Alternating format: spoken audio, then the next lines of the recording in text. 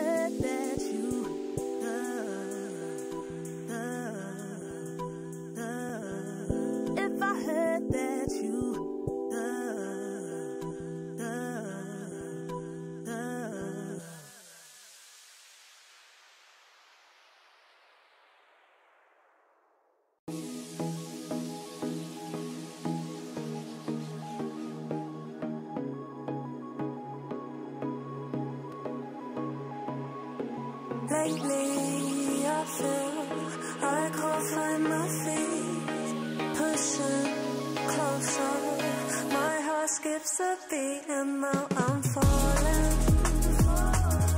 deeper than I fly, I can't control it, I think that's the sky, it's not so black and white, it's like I told him, it seems that I can't find, I just keep going, I just keep going. In my time, I've been dreaming of a space, ready for my place. I wish you'd seen what I had dreamed. Before these darker days, I thought I found my way. Quickly it fades, losing my ways, closing the page. In and out, I'll move myself again.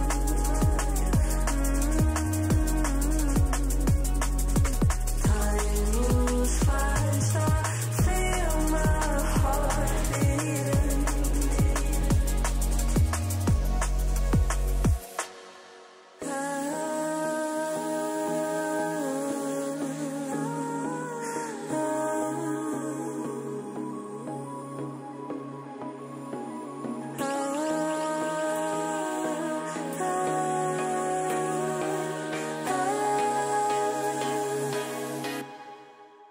And now I'm falling, deeper than I fly, I can't control it. I could guess the sky, it's not so black and white, it's like I told him. The things that I can't find, I just keep going, I just keep going, I just keep going.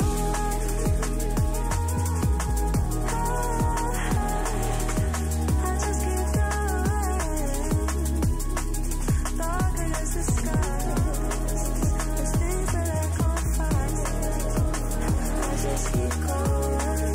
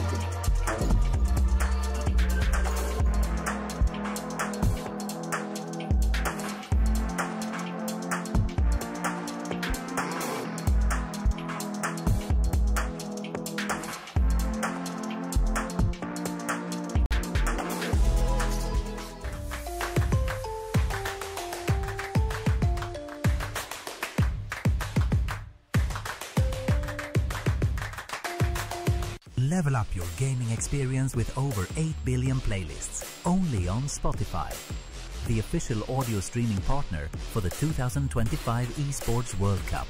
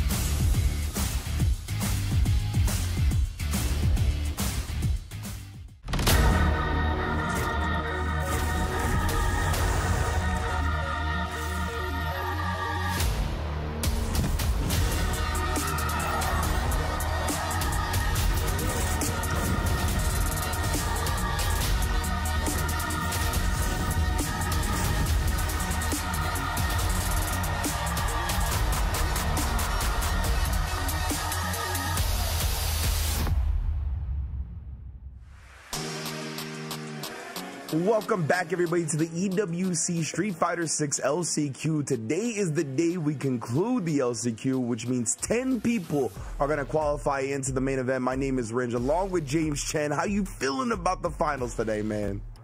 I'm pretty excited. I mean, obviously, we've already lost a lot of very, very strong players, but that doesn't mean that the players that we have remaining here in this top 16 aren't some of the best in the world. So we're going to be definitely watching some amazing action going on to find out who will have a chance at that prize pool for next week's Street Fighter 6 event. Yes, indeed, right. Stacked to the gills, you mentioned. There's so many players up until this point, but now we have concluded down to the top 16. As you can see, double elimination bracket format. So we got 8 players and winners, 8 players and losers. That means the 8 players and winners have 3 chances to qualify into that main event. The players and losers are going to have 2 chances, as we are going to have tiebreakers to determine number 9 and number 10 once we get down to that nitty gritty. And of course, exactly. I also wanted to mention that the winner of this entire tournament is up for the Jafonzo Award as well, right? That's going to be something to keep our eye on today. That's going to be up for a $50,000 bonus if they are able to not only win the LCQ, but go on to win the main event as well, named after the player that did that in EAFC last year. So that is also something to keep in mind here as we watch today. That's one of the reasons not only to get those 10 qualifiers in, but to play the whole bracket out, right, to see who wins and qualifies for this in the main event. Yeah, absolutely. And you know, it's definitely possible. We've seen a lot of this happening in the FGC. You know, we've seen, for example, like Den with one of his infamous runs at Capcom Cup one year. Nemo, of course, was a last chance qualifier at a Capcom Cup quite a while ago, but ended up getting to the top 8. So definitely is possible, especially because they've just gone through this gauntlet already. And if they can win this LCQ, they've got to feel confident about themselves to be able to take out basically anybody in the actual event next week. Yeah, exactly, right? This LCQ was so stacked that you can't help but feel confident going into the main event, even with all of the killers that are in the main event, right? But this is the bracket that we're going to go through today. Remember, I said 8 players and winners, 8 players and losers. So these are the 8 players and winners. Kintyo versus Ryusei is going to kick us off, right? Then Wisum versus Goichi, Koji KOG versus Hurricane, and Hikaru versus Junior. Yeah, so whoever wins these matches qualify automatically, so they are automatically into the event next week. But as you can see here on the lower bracket, players here are going to definitely have to win at least 2 games coming out of here to qualify, and that's going to be DCQ and Dogura going up against each other, Matsu going up against Jack, Harumi versus Tachikawa, and Kobayashi Riddles. Indeed, it looks like. So the losers of our round 2 matches are going to then go to the tiebreakers to determine the players that qualify in that 9 and 10 spot. As of course, the winners of the round 2 matches, the winners of the round 1 matches, I should say, are going to face the losers of the round 1 matches in the upper bracket to get into that main event and see who actually qualifies into the main event. So yeah, man, it's going to be good. Definitely looking forward to a lot of the matches today. Did some time looking over to see if any of these players have played each other that much in the past, right? Because we are having some regional clashes with stuff like Wisum versus Goichi and Koji KOG versus Hurricane, Jack versus Matsu, Kobayashi versus Riddles, right? There's only a few that like maybe they've played each other a good bit, like Kintyo versus Ryusei, both from Japan. We have Hikaru versus Junior, both from Japan. DCQ and Dogura, one from Japan, one from China, right? So like those are really the only sets where there might have been some matches. And the only matches I actually found between 2 opponents today were Kintyo versus Ryusei, our opening match. Wow. So yeah, besides that, we're getting, I think, a lot of original matchups today. And the Kintyo versus Ryusei match I found was online. Oh, actually, sorry. It was Kintyo versus Ryusei and Hikaru versus Junior. Both just online sets, though. Okay. Nothing like World Warrior or tournament-wise. Okay. Gotcha. Yeah, I mean, obviously a lot of players have traveled from around the world for this, but a lot of Japanese players did show up, and they have tasted the majority of the spots over here in this top 16. As you mentioned, we do have DCQ from China, and then also on the winner's side, Hurricane, obviously from Cameroon, and Wisum from the region here in the Middle East, and then from America, or from the US, I should say, just Jack and Riddles, and both of them are starting on the loser side of the bracket. Yes, indeed. And you saw the 10 trophies sitting there as well, right? The 10 qualified players are going to be able to earn their right to compete. We hear that about in the video, how that little piece of the trophy is your right to compete. It has your name on it. You're able to be basically here because of that. And that's the thing that gets crushed and takes your rights away once you lose. So that's definitely going to be fun to watch. But yeah, man, you mentioned Japan out here in full force. I think they had like 55 players signed up. I think 30 players ended up showing up, and 11 making top 16. That's an incredible statistic for sure. But yeah, I mean, only 2 U.S. players. But to be fair, from the Americas, I think there was only 8 players total, right? So I mean, 25% of the players that were here from the Americas did make it into the top 16. So that's a strong showing, I think, from the Americas as well. Nice. And I saw one of the Japanese players there. I think I saw was wearing an Area 310 jersey over there. Isn't that are they fans of Los Angeles? I'm not sure. I believe that's a team in Japan. That it's one of our players. That's 310. I forgot who it was. I was looking that up yesterday. Yeah. But it was just funny because, 310, obviously the Los Angeles area code out here. So that's the first thing I think of when I see that. I was like, oh, okay. I mean, look, somebody was wearing a UCLA shirt yesterday, right? So, I mean, yeah. Yeah, there we go. The area 310. So just feel like, fans of Los Angeles or something like that, right? So, yeah, Kintyo is going to be facing up against Ryusei. I already saw Junior and Hikaru sitting down as well, right? It's going to be in our last match in winner's side before we drop down to the loser side. But yeah, it looks like we're going to start with Quintio versus Ryusei. Most likely that is the top of the bracket on Star GG at least. Quintio, a very strong Terry player, has been like at the top of the leaderboard with Terry for a long time now. Was a Ken player before that, right? And Ryusei holding it down with the JP as he usually does. And here are the pieces of the trophy that I was talking about that all these players are going to earn to get into that main event for their right to compete.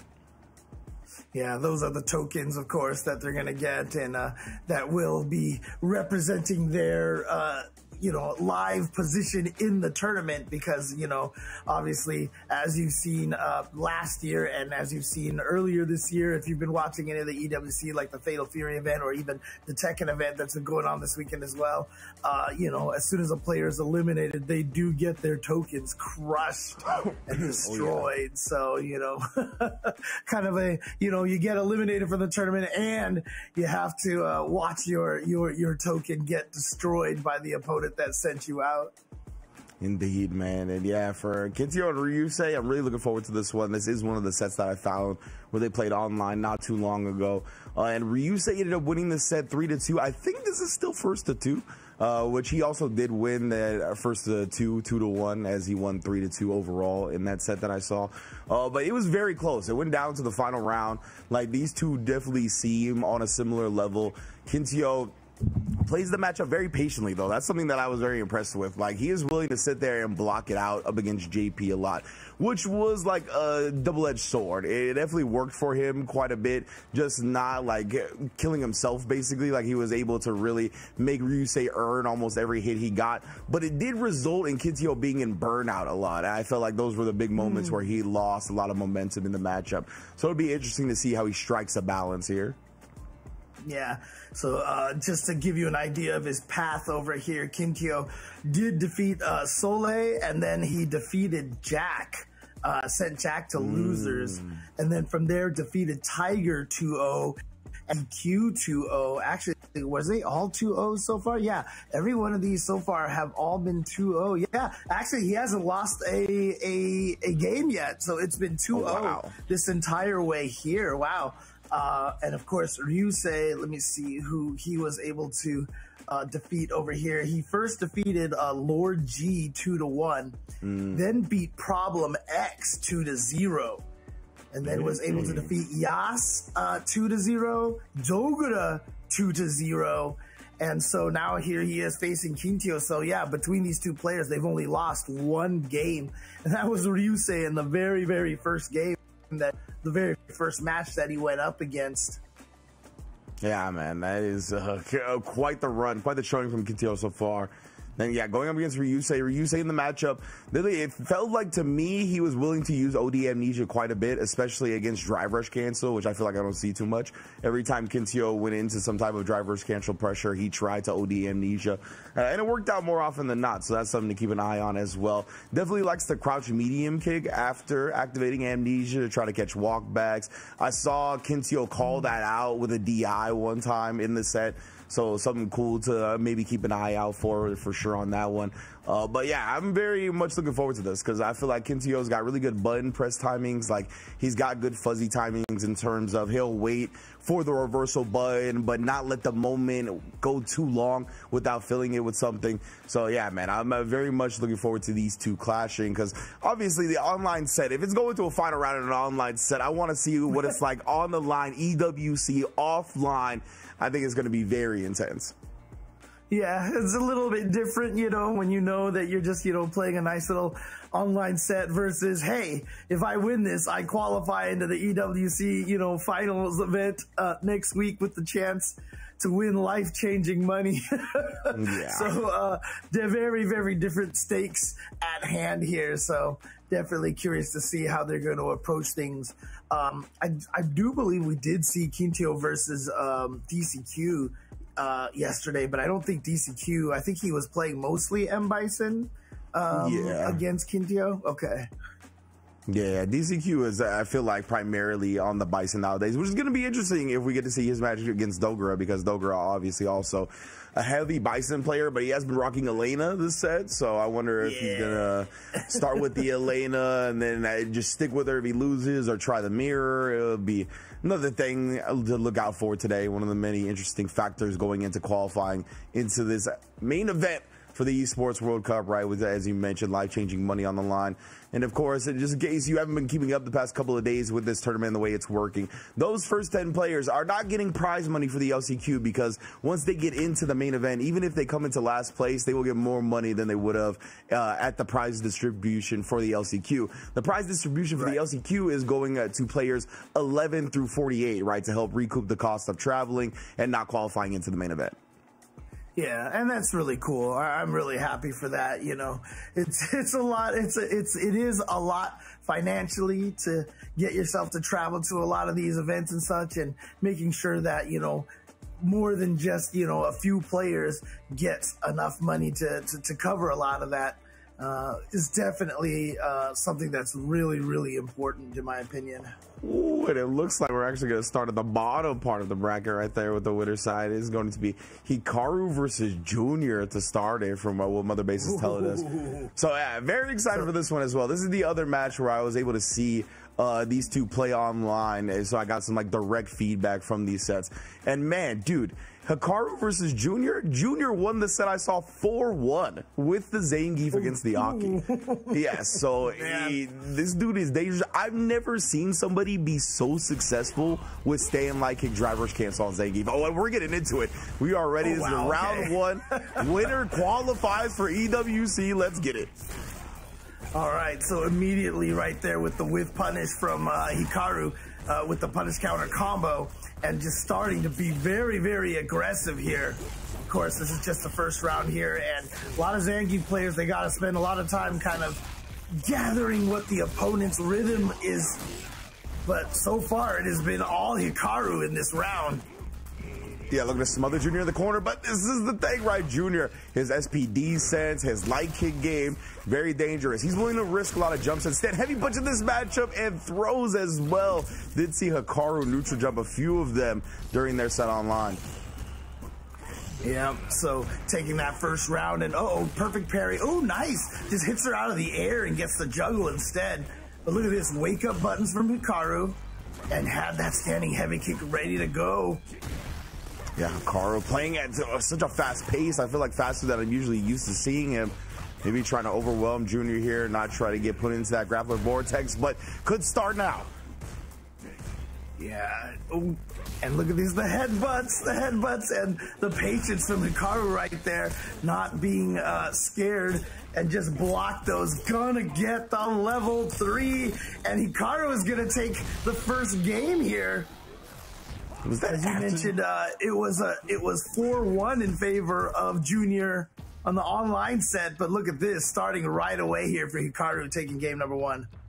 Yeah, he tried OD SPD after the plus on block cruel fade. Was that what I saw? It was like OD cruel fade, and they just tried SPD reversal.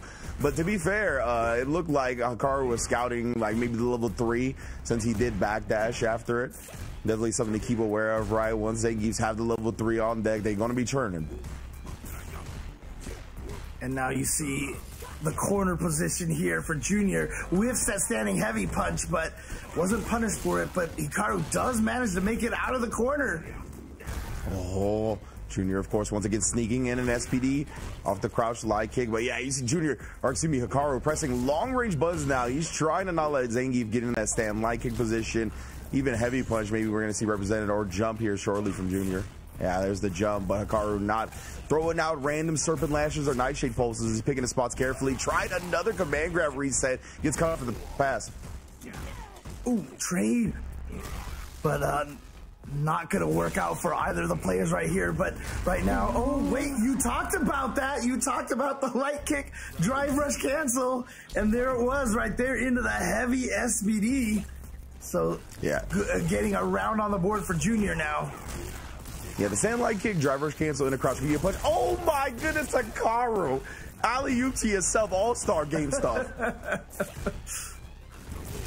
But yeah, what I want to talk about, the stand light kick, drivers cancel, into crouch medium punch is 3-frame gap, right? So it catches people jumping. So you still got to, respect it at that time, using the crouch medium punch as a setup for the SPD.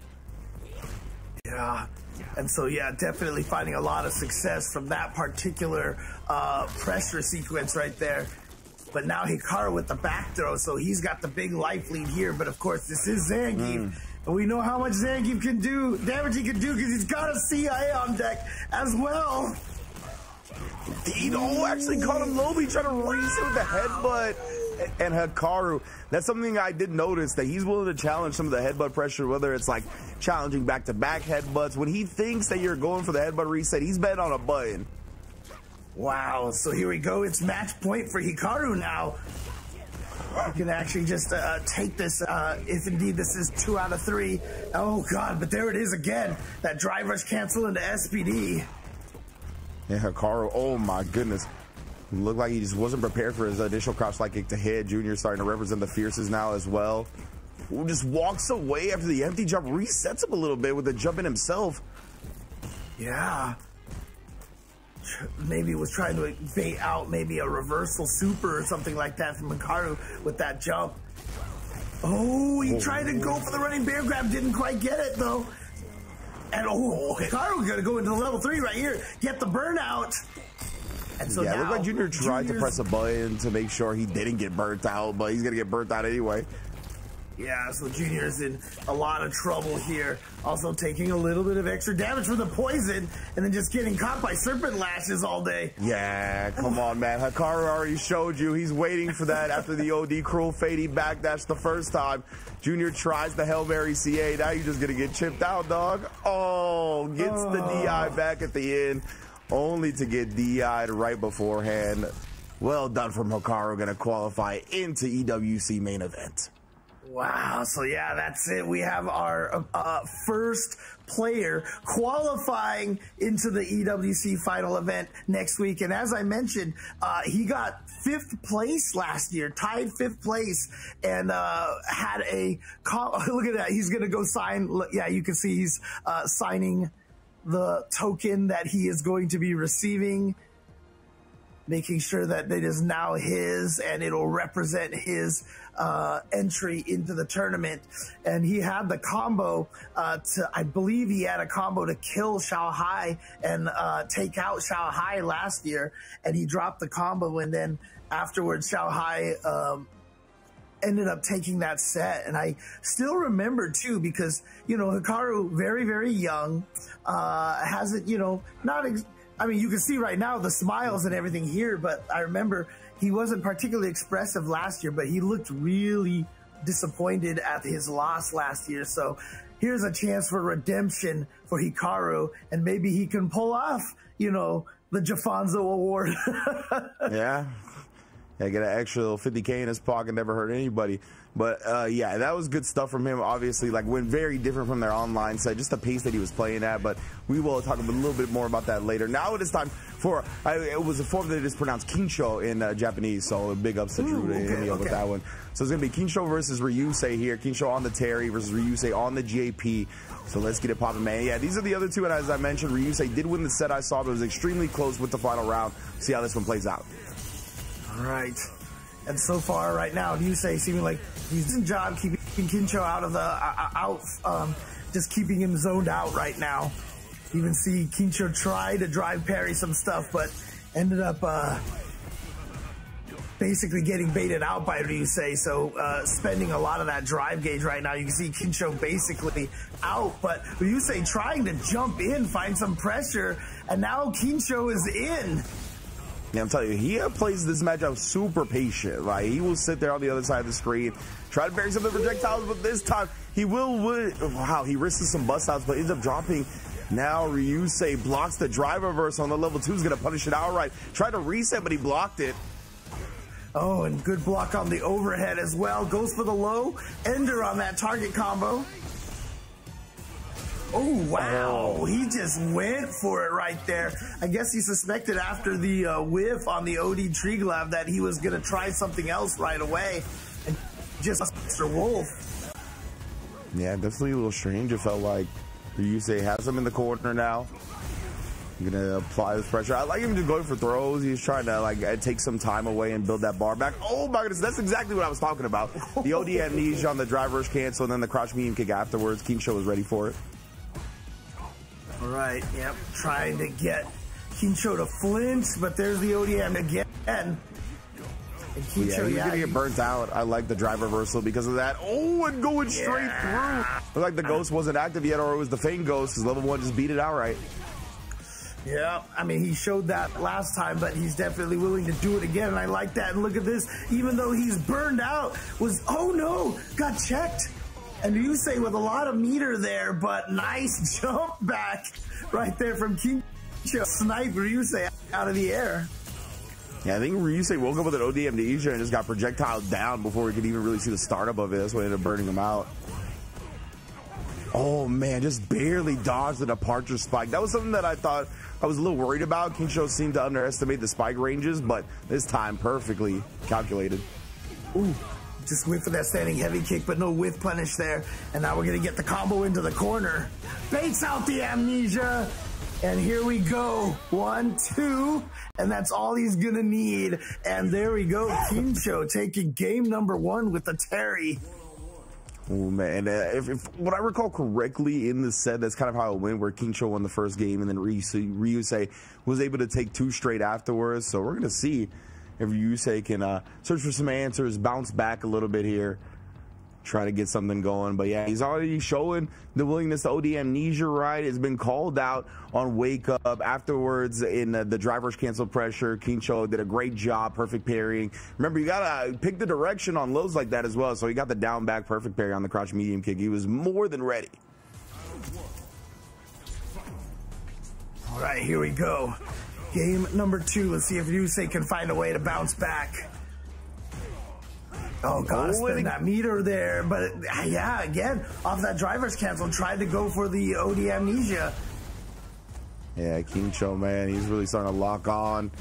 Waited, like, it had to be the perfect amount of time to not actually get countered by the OD amnesia. Oh, and then cut off at the pass, trying to escape the corner, drop the combo a little bit, but nonetheless, pressure is still there, gets burnt out by the homing projectiles of amnesia. Ooh. Yeah, he was basically trying to DI through any sort of counter poke after that. Wow, the raw jump in from Kincho now. And I swear, Kincho being burned out has not really been a problem for him. He's been able to fight really well, even when he has been burned out. Ooh, and then calls the swipe block string out with a DI. Kincho continuing to roll on here. Gets the throw as well. He's punished a lot of OD amnesia attempts. That's why you see Ryusei blocking it out on Wake Up. Does find his moment, though, to get some breathing room. All right. Oh, nice. Perfect parry. Drive rush in. And now here we go. The offense from Kincho again. But nice. Ryusei gets out of there. Uses the window there to try to get out of the corner a little bit more as well. Yeah, Ryusei now, successfully jabbing him out both times, and now just the driver's overhead and neutral. Oh, right back at you, Kincho. Said, you can do it, I can do it better, fam. I'm doing it all the way into the EWC main event. Kincho, what a response on that one. And boom, there it is, the KO, and that signifies that now Kincho is one of the players ready to compete for that prize money for the main event next week. Nicely done for him, and he will be joining Hikaru in that group of 10 to qualify out. Again, the next 2 matches here will still also be on the winner side. They will determine who qualifies. We'll get 4 more qualifying from the loser side, and then 4 players, essentially. The 4 players tied for 9th place will battle it out for the last 2 spots. Indeed, you can see the pin immediately, expeditiously sent to him, so he can put his John Hancock right here on the EWC trophy, getting the right to compete, putting his name on it, claiming his stake. Ooh, and they were like, yeah, move it to the front, move it to the front. That is too sick, man. He's like, do I sign it standing up, or do I sign it? They're like, you can sign it this way, you can sign it this way, it's okay, it's okay. But this is so nice. Yeah, look at these, look at the case, man. Street Fighter 6 is all labeled and everything, it folds and all that, dude. It's so nice. Yeah, definitely going the extra mile right there. Feels like Kincho, it feels like he hasn't competed offline as much as Hikaru, right? And it feels like not as comfortable signing his name on random stuff like this. Hikaru was like a professional. He was like, I'm good. Kincho, my man, was like, his handwriting looks like mine, so I get it. Like, I get it, you know what I'm saying? I'm a Terry player too. It just feels like how we operate sometimes. That's just how it is. Okay. Oh man. But dude, I gotta tell you, man, like the fact that all we mostly do these days is type, I swear my handwriting has gone completely garbage. Yeah, I feel you. It's weird that it feels foreign to write with our hands sometimes, for sure. But yeah, we are in a technological world. Nice job to Kincho and Hikaru already qualifying into it. And, you know, we talked about how offline is a very different environment than an online CFN match, right? Offline in the EWC. In the Hikaru versus Junior online set I watched, Junior won 4-1. Hikaru wins 2-0 here. In the Ryusei Kincho match I watched online, Ryusei won 3-2. We see Kincho win 2-0 here. Like, it is a very different, right? Like, it is not your typical atmosphere that you're going to see. And now we're going to get V Wisam from Saudi Arabia going up against Goichi, another winner's qualifier match. Yeah, and if there's anybody who's used to bright lights, big Goichi coming off from back-to-back Fatal Fury situations at just a few weeks ago, Evo, and so for sure, this guy knows what it's like to play in these high-pressure situations. Yes, indeed. And, you know, last time I was watching V Wisam, he's playing Ryu, but he's breaking out the Akuma right now for the Chun-Li. Wondering how this is going to play out, because usually I see V Wisam as a very patient style Ryu player. Yeah, not afraid to the balls. Maybe try to match with Chun-Li here. Oh no, but that time ends up whiffing on the cancel follow-up, and that's going to give Goichi a big hit. Oh wow, and then just sneaking right in there with that drive impact right when he lost that gauge. And so Goichi taking the first round here. Let's see. Oh, nice. Man. Just throwing out that crouch medium punch. That was like a Street Fighter footsies there. My button just beat your buttons. Forward medium punch. Goichi loves it. I feel like Goichi can confirm it. The forward back medium. I see him play Chun-Li. It feels like he only does it on hit. But that could be just a sixth sense thing either way. We do know him for his reactions after all. Yeah, absolutely. I mean, we saw it. I forgot which opponent he was going up against, but he closed out the game just by throwing out those forward medium punches. I think it was against Yanai. He was just throwing those out, and Yanai finally got hit by one. So I'm pretty sure he's just with option selecting it every single time. Man, sometimes he's in range, though, to where it's like, you know it's going to be on block. It's not even just going to be on hit. So, like, I'm very impressed with this stuff. That type of jab, though, the Chun-Li privilege, counter hit jab into crouch medium kick. That time just outright whiff punishes V Wisam and has the meter to take the first game. Goichi, man, very strong start. Wonder if V Wisam sticks with the Akuma or goes to the Ryu. Yeah, but we saw right there, we were so focused on, Goichi with that forward medium punch. And then finally, he took a little extra step to kind of bleed into the zone past that. And that's when he threw out the light punch all of a sudden out of nowhere, got the counter hit, and was able to take that round over there. Yeah, so as I mentioned, he beat Yanai as well as Hibiki earlier in this tournament as well. Also was able to defeat Hope to get to this point. Now Wisam gets him in the corner. Quick throw tech from Goichi, though. Willing to bet on fact he's going for the throw, but you can see like where Chun-Li is left after you block that stand medium or the forward medium punch. A little awkward too. Able to kind of spacing trap V Wisam all the way to the other side of the screen. Oh, counter pokes. Just V Wisam just waking up with those buttons. And he got the counter hit, was able to confirm and get the side switch here out of the corner. So now it's Goichi's turn to try to fight himself out of this corner position. But the crouching heavy punch, I'm not sure what that was about right there from V Wisam. Yeah, I'm not sure if that was like supposed to be a fireball or supposed to be like a walk stand button. Yeah, that was unfortunate. It's a cost him the end of that round here. Now Goichi on set point. Right. Oh, this got you through the fireball. Yeah, we talked about the reactions, bro. Dude, this guy's reactions are ridiculous. Oh, interesting. Okay, V Wisam going for the throw after the light ender. Right now, back at it. Goichi's playing very nice and patient here, knowing he's run one round away, making Wisam come to him. Yeah, this is how Goichi's been Yeah, this is how Goichi's been playing a lot of these matches here, just controlling this little space over here because of the fact that Chun-Li's, you know, forward or back medium punch or that standing light punch are so good. Indeed, man. And Wisam, he's a very patient player, like I talked about, right? So, like, he's not going to just be overzealous. He's not going to overextend. But the timer is slowly ticking down here. We're about to be sub 40 seconds. Both players still with over half life. Oh, until now. Goichi finds the hit yet again. Not going to see him cash out heavy. Just takes him to the corner. I actually thought he might have cashed out because the timer was so low at this point, but, you know, maybe he doesn't. Oh, no, the raw drive rush into overhead. And again, we mentioned this yesterday, but Akuma with that low health versus these level 3s is going to equal dead. And Goichi has now booked his way into the main event next week. And V Wasim will now be sent to losers bracket. Again, V Wasim taking out a lot of players. He took out Taco to get to the top 64. He'll take out Cien and Otani to get, but roadblock that is Goichi, and Goichi is just he's done that before. Yeah. I was like, all right, we've seen somebody who signed a couple of autographs in their time, huh? Okay, Goichi. Immediately just signing that like the professional that he is. Love to see Goichi's continued success over his fighting game career, of course. We're going to see Wasim have a chance to bounce back in loser's side. One thing that I felt like was a little bit of a heartbreaker was that Goichi didn't even combo from that overhead at the end. Like that crouch medium kick that connected afterwards did not combo after that overhead.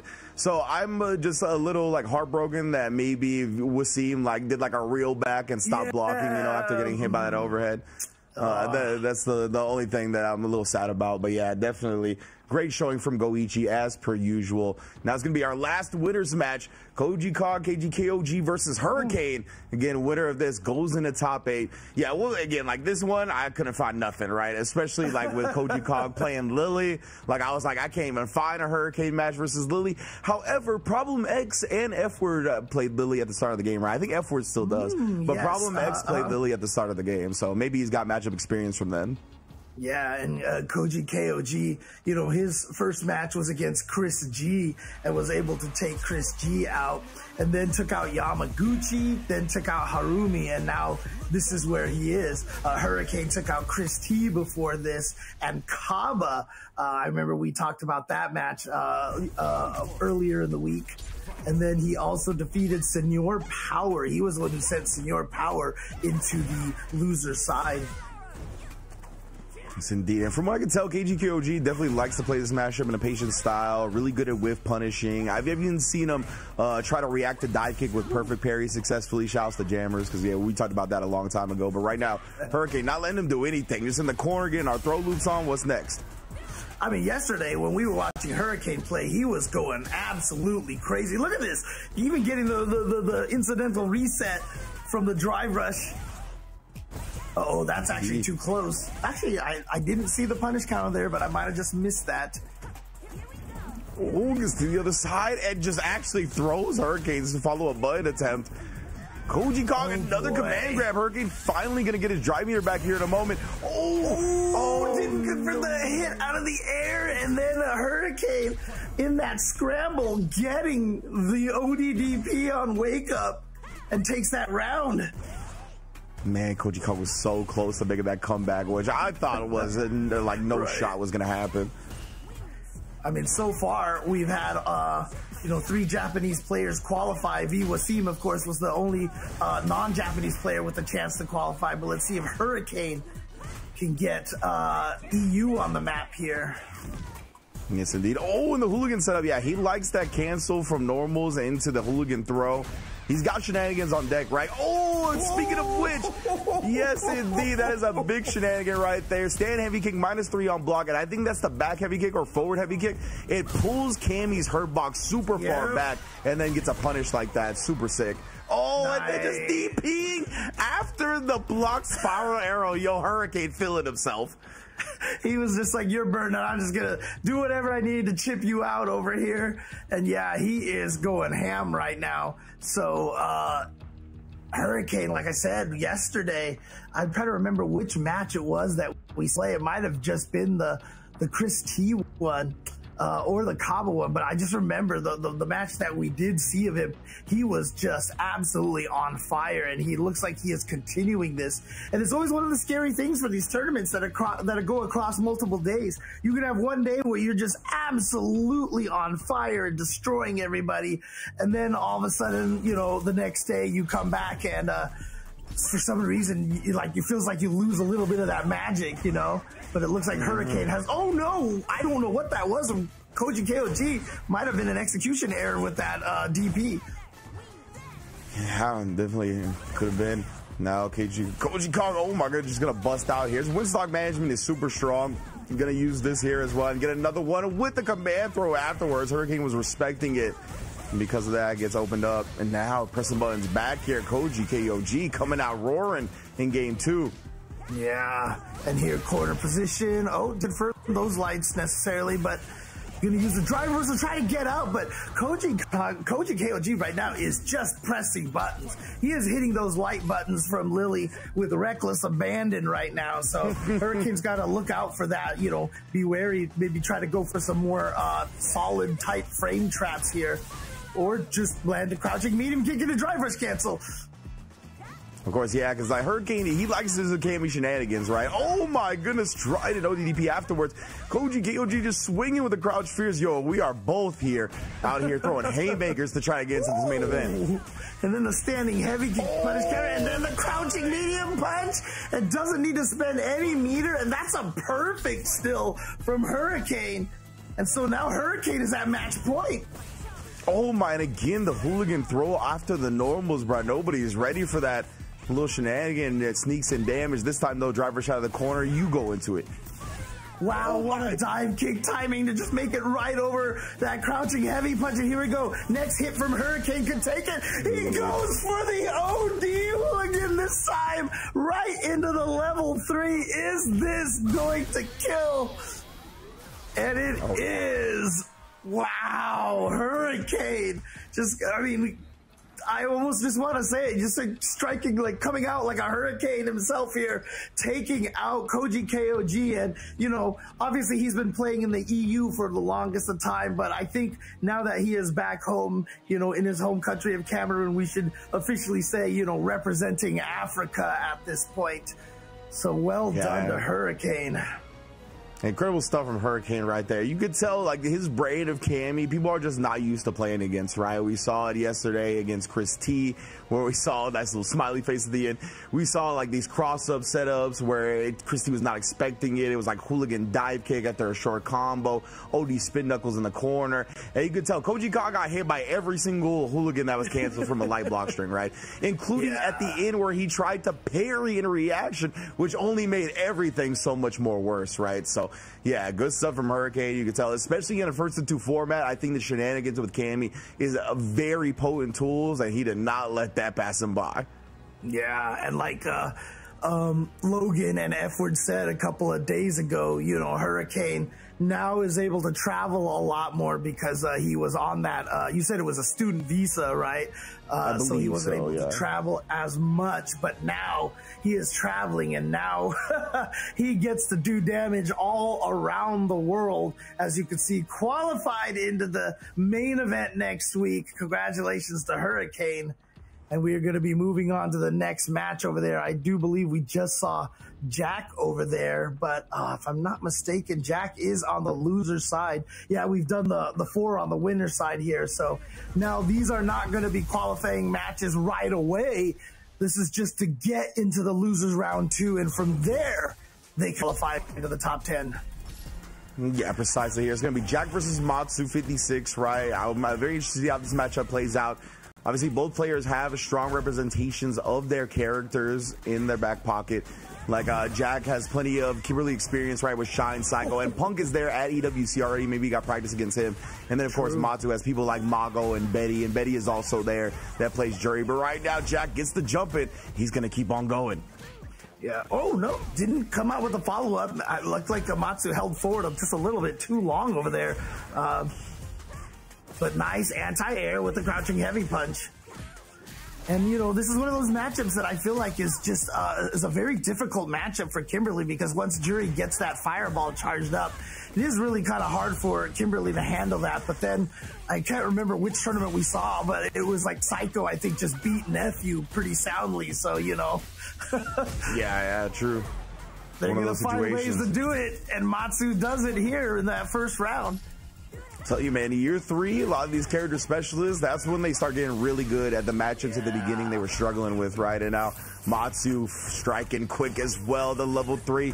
Gonna get the install for the rest of this round as well. Jack, not in a dire position just yet, but it's getting a little spooky. Yeah. Now the back throw here, Jack already down half life, but his own level 3.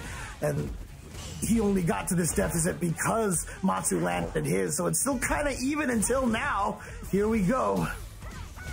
Here, and Matsu gonna get in again. Doesn't have the meter to finish it off just yet, but catches Jack trying to throw and then recovering with the parry. Throws it outright for the punish counter. Jack committing to a couple of options very quickly here. I feel like maybe a little nervous going into it. Zaf is here, though, provides some of the insight and expert coaching that we know him for. And you know, we were talking about coaching a lot yesterday on commentary, and it sparked a big, long debate about coaching. I saw, you know, in the chat, they were all talking about it. But again, like both of us feel like coaching is really a feature that we'd like to see more often, you know, with timers and such, you know, like, you know, probably just limit people to only like 30 seconds or something like that, or even just like a minute for coaching. Or maybe even make it like, you know, sports timeouts. You can only get coached if you spend a timeout and you only have a certain number of timeouts to use. Something like that, you know? Yeah, exactly. I think that's part of taking coaching to the next level in fighting games and taking it more seriously, is regulating like periods at which coaching would take place in the middle of a tournament. But yeah, man, I hope we get there. Right now, though, Matsu going to be going up 1-0 against Jack. We'll see if any of the insights gleamed from that Zaf discussion pay off here. You know, Jack is on the Kimberly, Matsu on the Jury. And yeah, honestly, that was one of my favorite buffs for Kim, you know, not even in the season 3, but even before that, how her slide, if it hits, she's never minus now on hit. And so every time you land that, you know you can be aggressive, and that's how Matsu got this shit, because he got that slide very early on, and it just snowballed into a dominant round again. And you know, yeah, Jack, yeah, I think he didn't even get a chance to implement any of the things he discussed with Zaf right there, right? He got knocked down, and then Matsu was just right every time. Happens in fighting games. Ooh, the air throw. Okay. Yep. But now Jack burns himself out. Kind of dangerous situation here, yeah, especially now because that slide's going to be a lot safer. Oh, what a reaction! Got the level 1, tried to sneak in with the overhead off the run. Yeah, really good defense from Jack, and then a drive rush check at the end as well. Was very much locked in once he got put into burnout. Sometimes that happens. It kind of activates that feral instinct in players. Yeah, and again, it's one of my favorite, you know, aspects of being burned out is that, you know, outside of obviously not being able to use any of your OD moves, but your offense is still the same.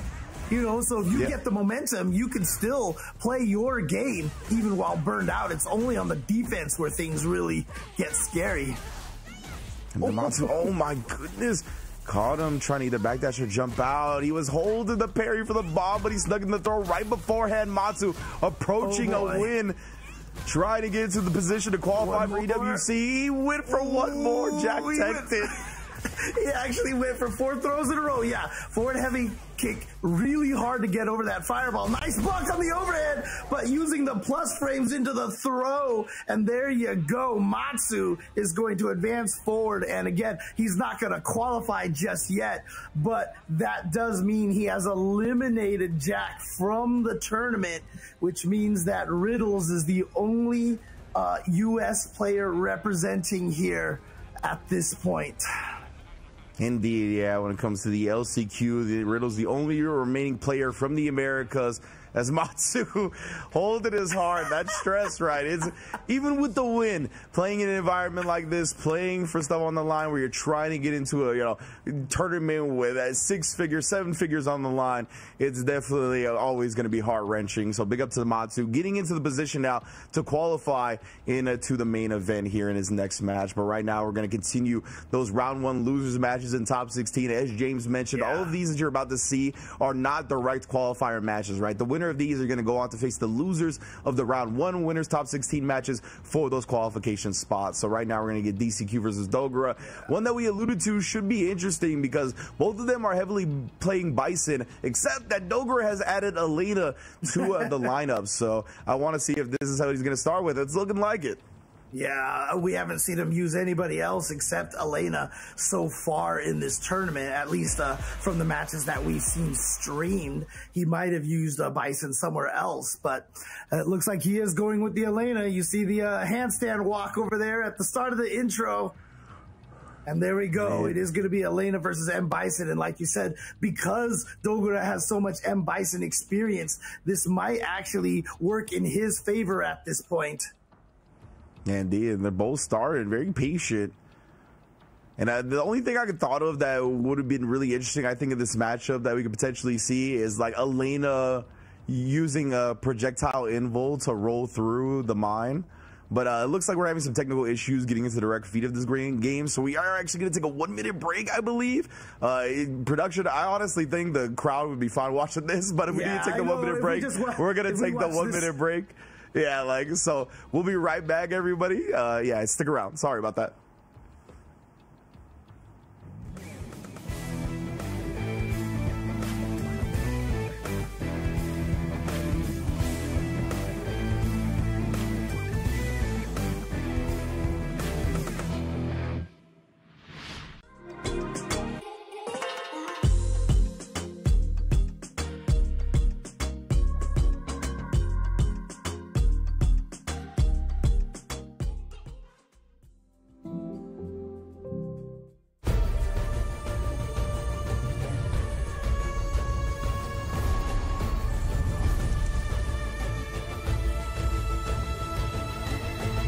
This land is calling.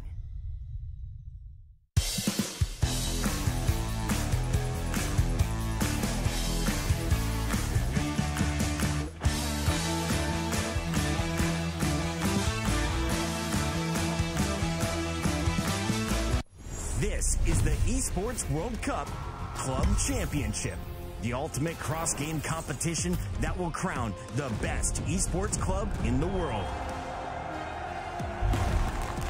Let's break down how it works.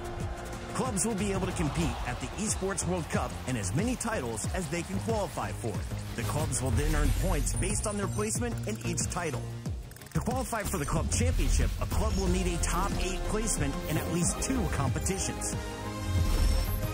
But to win the championship, a club must place first in at least 1 competition. At the end of the Esports World Cup, the 24 clubs with the highest number of points will earn a share of the $27 million, with the winner taking home a staggering $7 million, and of course, the title of the best esports club in the world. Who will rise above and write their place in history? Watch it all here at the Esports World Cup.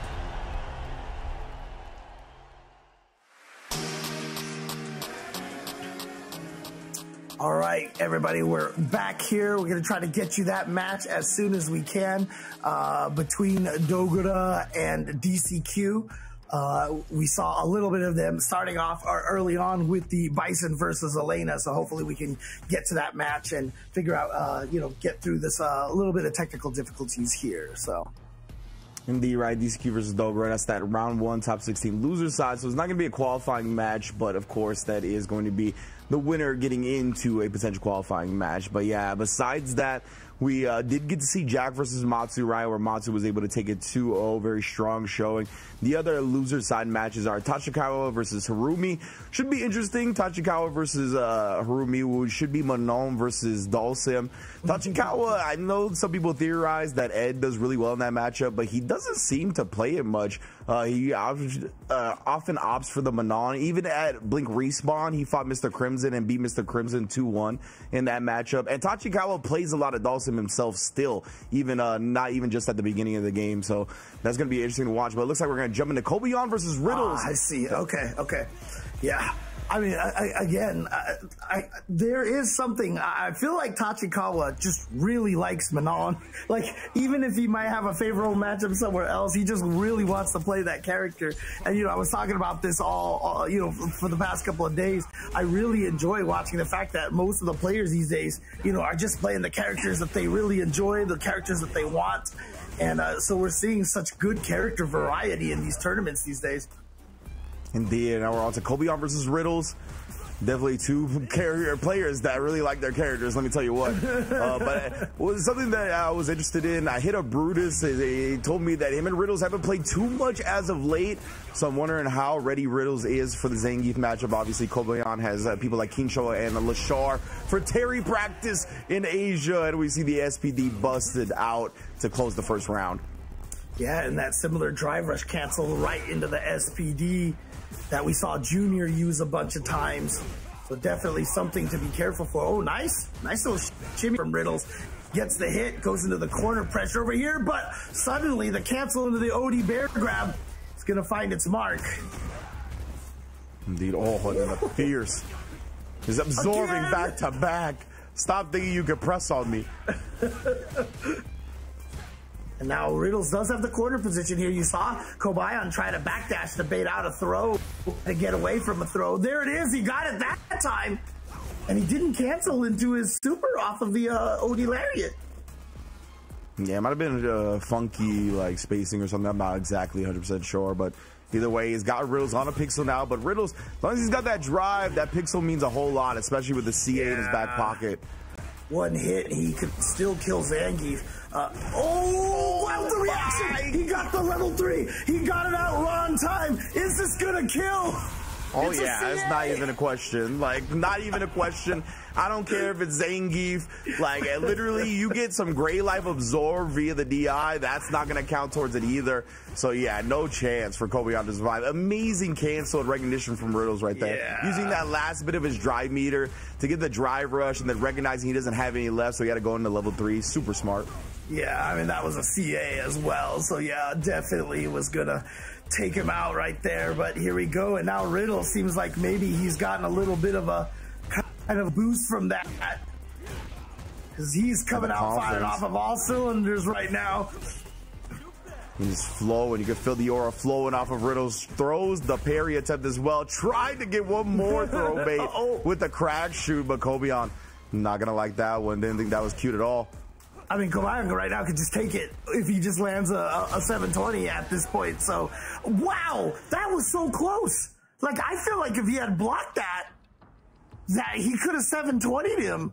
That, oh my God, but it worked. So, you know what? Yeah, most likely definitely would have died if he was on block. But that's the thing. Riddles is willing to risk some of the bird knuckles. He's got a good sense for when he's going to catch people walking forward with it. It's kind of like, me and David talked about this on one of the World Warriors streams. It's kind of like a ground dive kick. It's like a little bit of a jump scare where all of a sudden you're just moving forward at your opponent, and it feels like that's what happened there. So definitely Zangief getting caught off guard, and Riddles taking the first game. Man, yo, he is playing so confident at this event so far. It is awesome to see.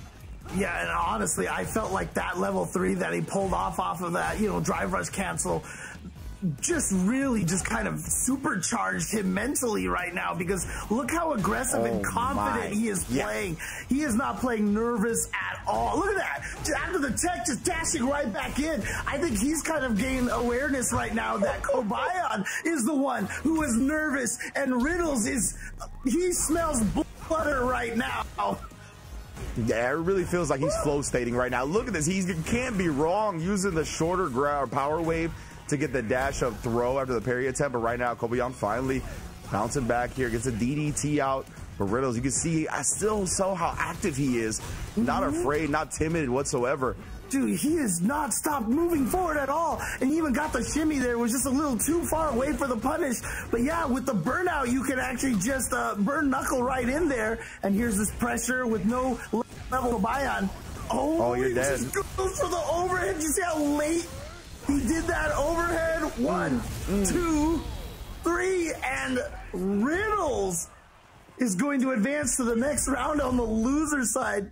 Boy, after that one level 3, I just felt like something just like, he was like, no, you're scared now. It's all me.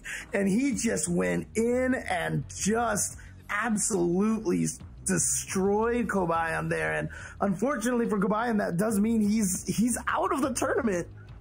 Yes, indeed, man. Yeah, Kobayan's going to be out of the tournament. Riddles, that was definitely the moment where the lightning in his eyes activated, right? Where he found the zone, was able to get that level 3 off. And after that, it felt like he could do no wrong. It felt like he knew he could do no wrong with the way his decisions were going about right there. And man, the overhead merchant that Terry is when he's got the resources, bro. Even on Zangief, the triple geyser killed. That was immaculate.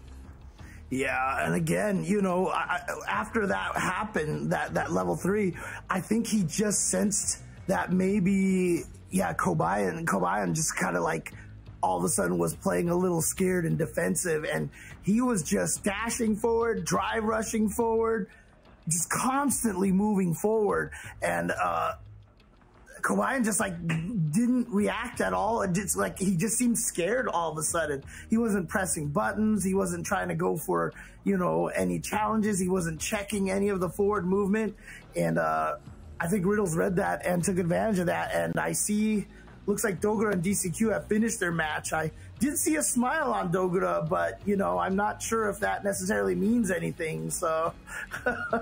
Yeah, honestly, from these two's reactions right now, I can't tell who won and who lost. Like, they're definitely both pretty even killed. Like, they kind of both have let out a little bit of a smirk, but not much else. Like, so yeah, I honestly am not 100% sure. We'll check the bracket here in a moment to make sure who qualified or not qualified just yet, but who's going to be moving on to that qualification match.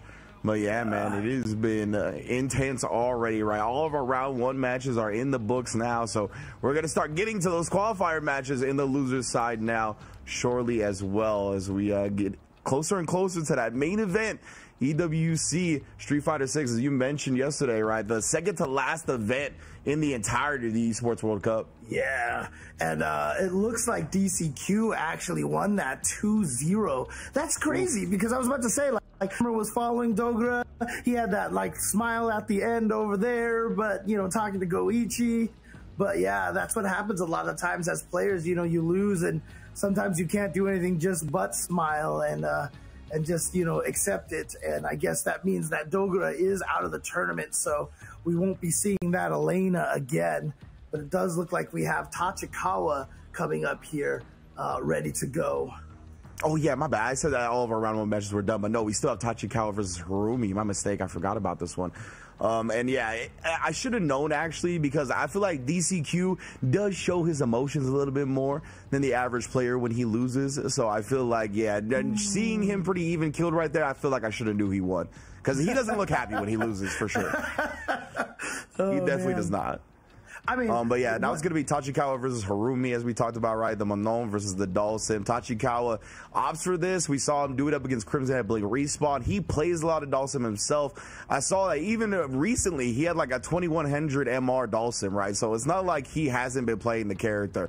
We'll see how that aids him. Oh, some of the beautiful Saudi Arabian talent in the building as well. Yeah. Pro Fighters, what's good, brother? Glad to see everybody coming out to see who qualifies into the main event. Yeah, we've been seeing a lot of the guys out here early. I know, for example, we saw Justin a little bit earlier as well. He's out here because he was out here for the Tekken event as well, and he'll be out here for the Street Fighter event. So you see Nemo just locked in. Nemo just locked in, watching the replay of Kobayan losing over and over again. He's like, I love seeing Zangief lose. He's like, this is the best this could have gone. He's so happy. Oh man. Nobody in the world, I feel like, hates grapplers more than Nemo. I think he will always be the president of the Grappler Hate Club. And now, yeah, so Harumi, again, 19-year-old player from Japan, right? Shares a name with another prominent player, Harumi, who also, she plays Dawson too, which is hilarious. But now, this is the 19-year-old out of Japan who has been moving fairly recently. I believe he got 4th at the Red Bull Legendist event. And then Tachikawa, of course, many people familiar with now. But the Manon barely living after the level 1. Yeah, and we've been talking about this all week so far, is that the Dawsons have really showed up for this tournament. They are doing some work here, and we see them, and you know, a bunch of them have been eliminated now, but Harumi here still trying to keep the Dawson hope alive. Yeah, you know, I went back and watched that Tachikawa versus Crimson set. I want to see if Tachikawa was doing anything in the neutral that really let him be successful. Beautiful throw, the parry attempt as well. But honestly, it was just him being right on command grabs a lot. So it's really going to take his offense being super potent, getting that first knockdown, which he did not achieve in the entirety of the first game here. Both rounds completely dominated by Harumi's Dawson. Ooh, boy. Okay. So, yeah, is this a situation where Tachikawa is going to consider changing characters at this point? You see, he's jumped back to the character select and maybe looking around right now for some advice from some of his fellow players. Yeah, there we go. Talking to Itazan, it looks like. Trying to get some advice on what to do. Because that was rough, right, Tachikawa? Like, I feel like barely even got intel from that game. That was just a lot of Harumi being able to shut you down. And maybe he can find something, glean something from that, like in regards to the gambles that he did take in the neutral, but it really felt like he barely got to play. It looks like he is going to log into the Manon, though. This is the character he believes in when it comes to the tournament play. Yep, so we're going to stick with this character. But as we had talked about, I mean, I know you were mentioning it like it feels like year 3 when the Dawson players really start to get that groove going for themselves. And this tournament has really kind of solidified that because, like I said, a lot of Dawson players just really doing some major damage here in this tournament. Yeah, we're going to see main event as well. If I'm not mistaken, Torameshi is qualified already for the main event. One of the premier Dawsons of the world, so we're gonna get more Dawson action regardless. You mentioned that Tachikawa hadn't ever gotten the knockdown, but look at this, he got one, and it just snowballed. Not dead quite yet, though. Yeah, the 4 medals is a good luck, but can Harumi bring it back here? He got the perfect parry. No, he cannot. Quick check on the drive rush pressure. Tachikawa starting to stay alive here. Yeah, you can just see how much momentum matters in this game. You know, when you get knocked down, it's just such a scary situation. Tachikawa was able to take advantage of that in that corner, but now back to chasing Harumi, trying to get back in there and using that OD fireball, keep himself safe, but ooh, 5 medals. Bit of an awkward distance on that perfect parry, tough to punish, but ooh, Harumi snipes the jump and gets the level 1 follow-up as well. See here, Tachikawa in burnout using the ballet kick to actually dodge the limb. That was sick. And he tried to get the juggle after the forced knockdown with the grab, the hit grab, I should say. Oh, and then caught Harumi worried about the 5 medal command grab right there. Don't worry, I was going to be able to kill you either way. Got the strike conversion instead for the super. Sing along with her to tie it up. Yeah, again, you know, one of the biggest strategies that you have to learn when you're a grappler is using your command grab as a threat and not necessarily, you know, trying to command grab all the time. The fact that Manon gets to power up a command grab makes it that much scarier of a threat, and people try to jump away from it, you know, even more. And so you can take advantage of that and get a combo just like Tachikawa did. Yeah, when you got a CA on deck, right, that's gonna probably even do more damage than your 5 medal command grab. So very smart. Big reward either way from Tachikawa, and gets to stay medium punch. Now we're gonna get medal 2, and more importantly, the corner positioning with a knockdown. Yeah, but it started off from just that really nice. He just walked up and got the sweep on Harumi. Yeah, he's willing to represent the sweep in this matchup as Manon, and it just goes right into the DI. Not afraid of Harumi's responding DI. Drive reversal burns him out, but at least it gets some pressure off of him, but not for long. One more DI knocks him out of the air. No yoga stasis for you. The pirouette, the kick right there from Tachikawa Manon. The ballerina move is looking so smooth right there, catching Dhalsim right out of the air to get that stun. Tachikawa stuck with the character. Now he's at match point, and he has 5 medals for these last 2 rounds. Tell you, man, this is how he plays the matchup. He's like, I'm just gonna knock you down once and then keep being right. This is what we see from him time and time again. Right now, oh, they got caught flinching right there, but Harumi wasn't ready for the conversion, just actually was already committed to the throw. Ooh, very fortunate to not get comboed off of that fireball as well.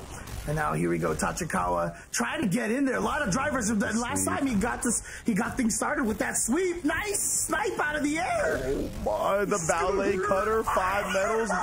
One more is gonna kill. Oh my, the OD twirl and then using the ballet cutter to throw the DI. Are you serious? Tachikawa. What? And yeah, you can see, I mean, remember after the first game, Harumi looked so confident. He looked like he was just like, okay, I got this. Oh, whoa, okay. Is Tachikawa showing off? Yeah, leverless controller, baby. But yeah, man, that ending sequence was ridiculous. Holy crap. Yeah, using, I wonder, what the OD twirl was about, like, beforehand. I want to know if that's like some anti-Dhalsim, like what he expected him to press with, because it's like projectile invul and it's upper body strike invul as well. So I wonder if he's got some secret tech that we didn't quite get to see shown off, but was enough to distract the Dhalsim player Harumi for a little bit, enough to sneak in that command grab, right? So big ups to Tachikawa. He went down in the first game, did not switch, believed in his character, believed in himself, and it paid off. He'll be in the qualifying matches now, but we are going to take a quick 1-minute break and be back with those qualifying matches. Do not go anywhere.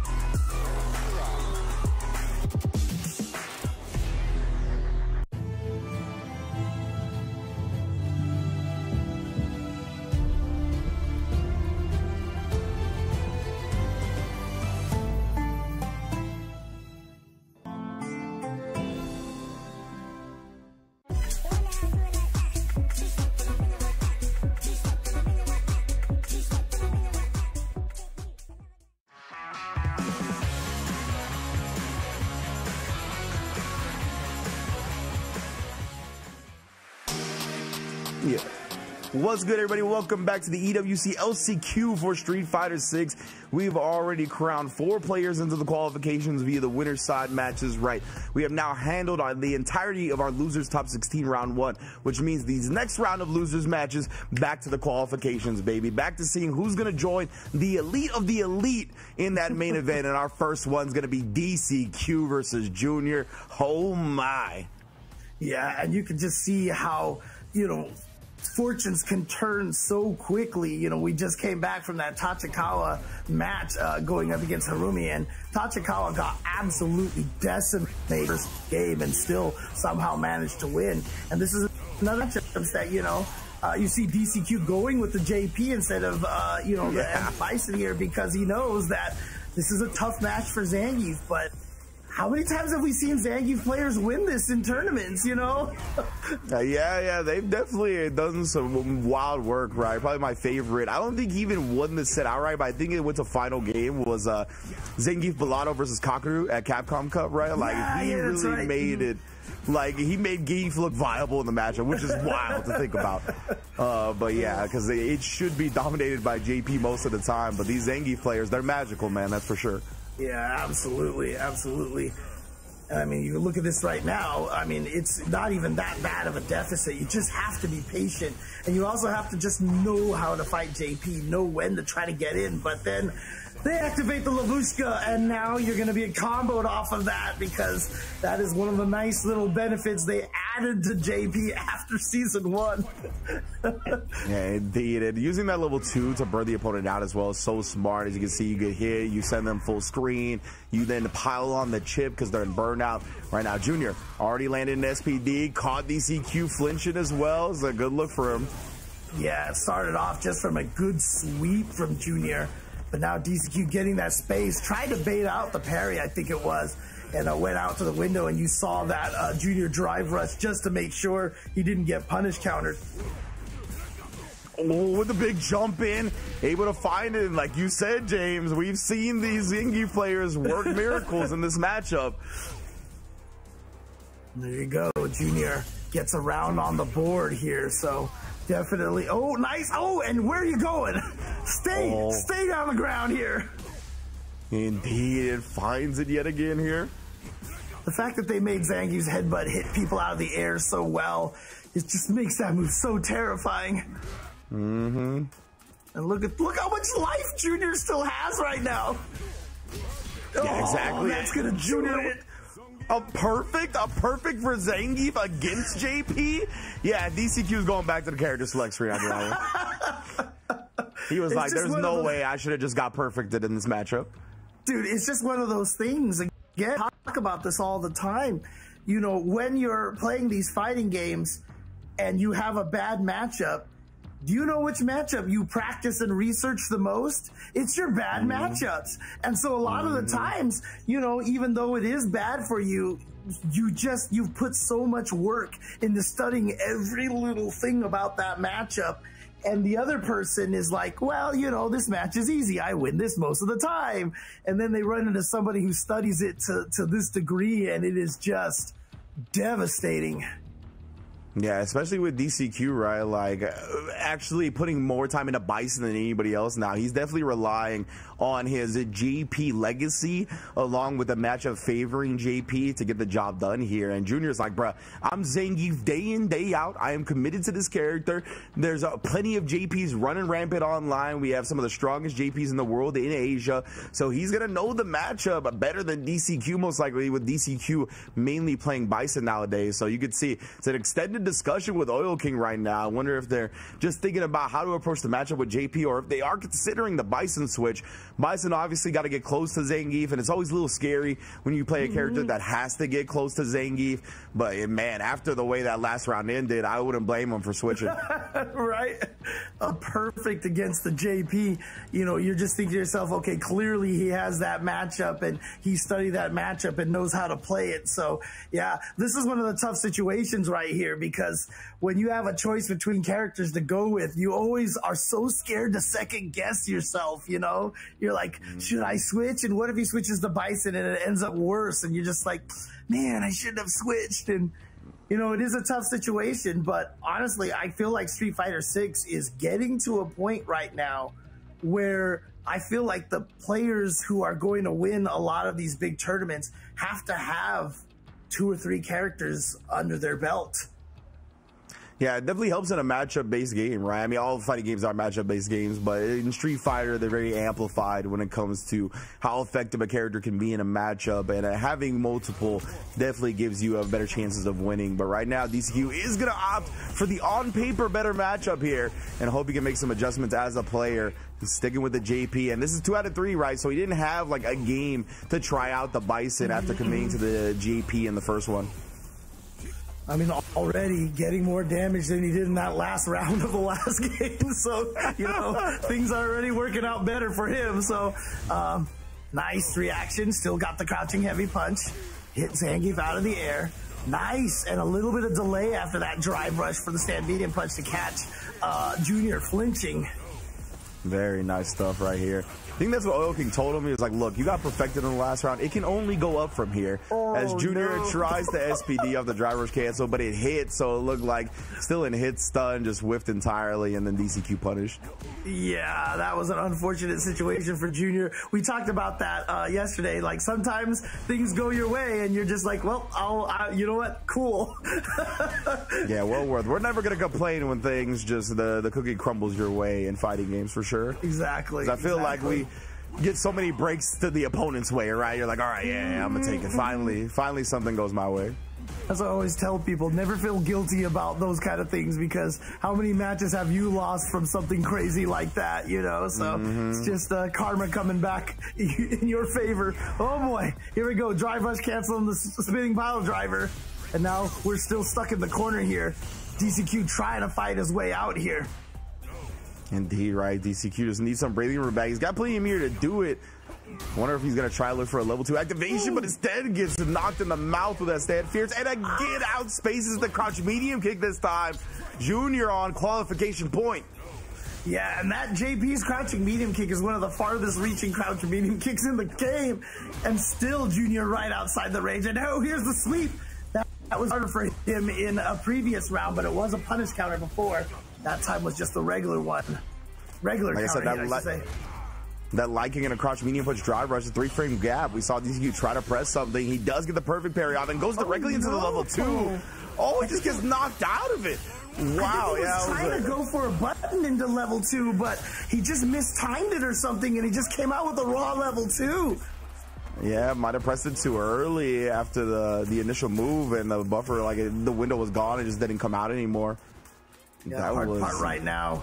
DCQ no super meter at all, so he's not going to have any Lavushkas right now ready to try to help him make this comeback. And he's also got to watch out for a surprise level 2 from Junior as well. Indeed, here. Try to get the your next. Oh, but instead he sneaks in with the crouch like SPDs his way to the EWC main event. Junior qualifies. Ooh. So we got a Zangief into the official event here from the LCQ, and look at the emotion from Junior here. You'll love to see it, and it's one of those things like I keep thinking about this, but you know, before early on in the FGC when the Japanese players came out here, they would rarely show that kind of emotion, but these days, you know, they are popping off with the best of them. Yes, indeed. You saw Itabashi Zangief in the back. His fellow Zangief player not only supporting him here, but qualified for the main event at Combo Breaker himself, right? So we got a couple of Zangiefs now in that main event ready to wreak havoc. Oh, and I forgot about Veggie as well from the SFL World Championship. Oh, that's right. That's right. Yeah, Veggie is also in the main event, so definitely going to be some strong Zangief representation. Yeah, I'm trying to figure out what Junior obviously seems to have taken that smiley face as a symbol for himself, because I also saw he had a pin of that smiley face on his jacket, like on his left arm, I believe. Like you can't see it from over here. It's the other side, but he had that. Yeah, you see it? Like you can see the little yellow patch on there. He has that smiley face there as well. So. Yeah, you know how it be, grappler propaganda. They're trying to make everybody feel like they're a nice guy, nice human. Don't worry, we can be friendly until you get in game, and then you have to get SPD'd. But that's just how it goes. Grappler players are friendly. Do you see how much Itazan smiles? Come on, Itazan is smiling the whole entire time. We're just trying to give people hugs. That's all. That's all. We love everyone. All malicious intent is saved for in-game, for sure. Out-of-game grappler players are definitely some of the nicest people you'll meet in the community. Which really just, I got opinions. But either way, Koji KOG versus Matsu 56 now. Again, it's going to be another qualifying match here between two Japanese players. Not a good start. Oh, wow. She actually recovered in time to not get blown up by the... Whoa. Forward heavy punch as an air-to-air? I don't think I've ever... Or forward heavy kick, excuse me, as an air-to-air? I've never seen that, I think. Yeah, I know, right? Oh, worked out for Matsu, and what a dominating round that first round there. Even though got hit by the drive reversal, that's not real damage, so got a perfect on that. And Koji KOG jumping after blocking the forward heavy kick that time. Yeah, indeed, right. I'm figuring that, yeah, she's going to bounce back, but that's the thing, is that she can react and air punish you outright for trying that too much. Yeah, I'm wondering why, you know, Koji KOG is jumping forward in that situation, you know, maybe suspecting that Matsu is going to bounce back and wants to keep the chase down. Oh, that's punish. Nice block. Empty low, but the drive parry going to block high and low for you. Uh-oh, well, I don't know what that was about. All right, yeah, either way, Matsu is going to close this one out with a level 2 heat. Build to it. Some funky stuff happening at the end there, but either way, no consequences were had, and he ended up finding the first game dub.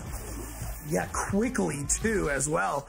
But that is what Kimberly does. She just runs over you. And did I just see Koji KOG pick, shoot, change stage, I think? I wasn't sure, because I don't think he's going to change characters, because, you know, he is a T-Hawk fan through and through. I still remember at one Evo he was cosplayed, if I remember correctly, he was cosplaying as T-Hawk while playing T-Hawk in Street Fighter 4.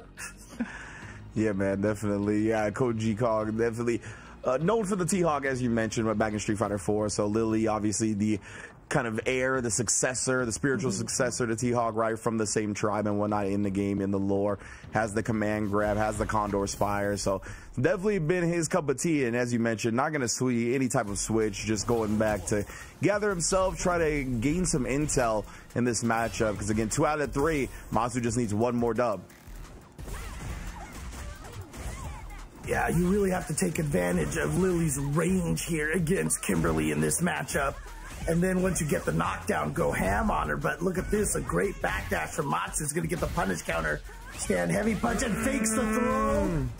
Oh boy, and here we go into the corner. How many cans does he decide to use? He only uses the 1 can, but the perfect parry is going to lead to the Bushin combo, the Bushin chain, to be able to throw him right back in. Like that, but Koji sneaks in a command grab somehow, some way. Drive reversal from long distance from Matsu. Oh, and then again after the light kick sneaks one in. Now you're one command grab away from death. And you see right there, Matsu was like, I'm just going to walk back a little bit, try to get some of this drive gauge back, but then Koji KOG still manages to find the hit, takes round number 1. Yeah, Matsu, he felt like he could challenge after that block slide, but Koji beat him to the button. But now Matsu gets the level 3 nice and early here in round 2. So he's going to give himself an opportunity to build some more meter, potentially going into that round 3 if he can make it there. Oh, just lets Koji KOG jump forward, but still wasn't able to get out of the corner. And here we go, the corner pressure for Kim. Tried to bait something out, but it didn't happen there. Koji KOG saving that meter because, yeah, wow, wake up sweep. Yeah, legit.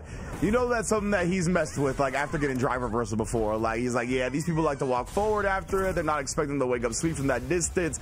That is a nuanced Lily player moment for sure. Yeah.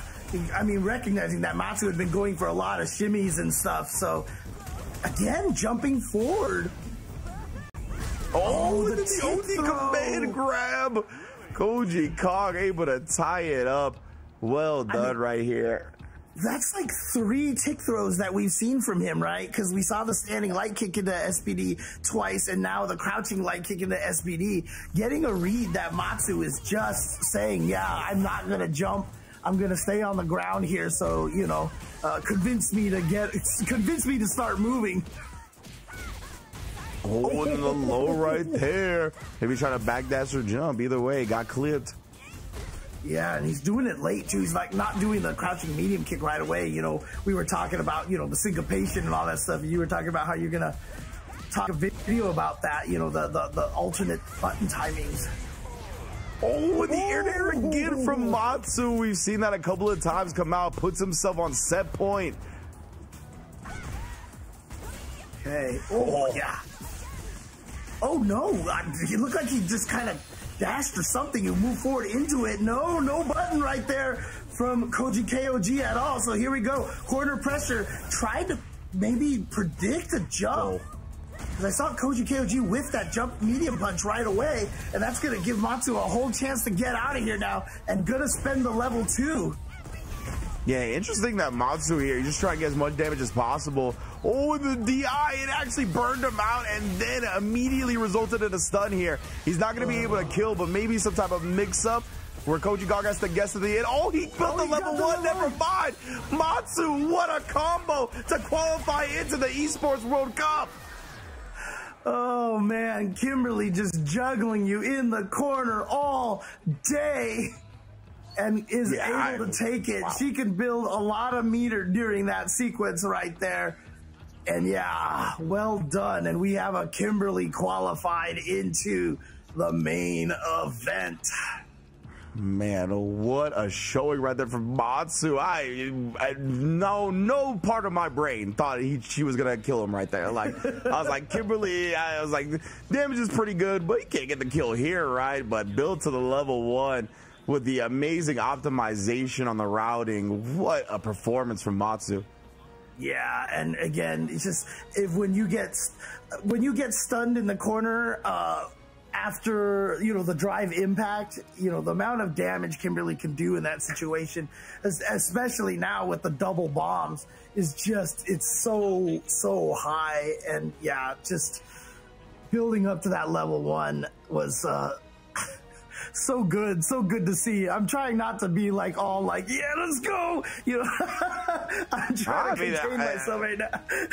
No, I think you should let it out, man. The Kimberlys, that's so dope to see. He's going to be joining Psycho and Shine as the Kimberly representatives in the EWC main event. So love watching the character. I think she's one of the most entertaining characters in the game. So we're going to see plenty of action from Kim in the main event. Oh, yeah. Again, just beautifully done. And it took a little bit, but like every time they kept buffing her, they just kept giving her just these little things. Like I said, the slide was a big one, but the double bombs, I feel like, was just like as soon as they gave her that.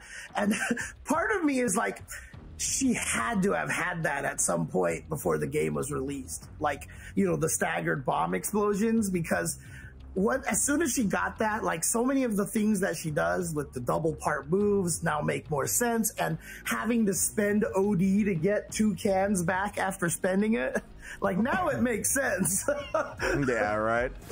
Definitely. Man. We're getting into another qualifying match here. It's going to be the Saudi Arabian representative Wisam versus Tachikawa. We saw the Saudi Arabian talent. They were literally mouthing Wisam into the crowd, right? Definitely trying to pull for their boy to make it into that main event. He's got a chance here, but Tachikawa, he's been a terror on this Manon.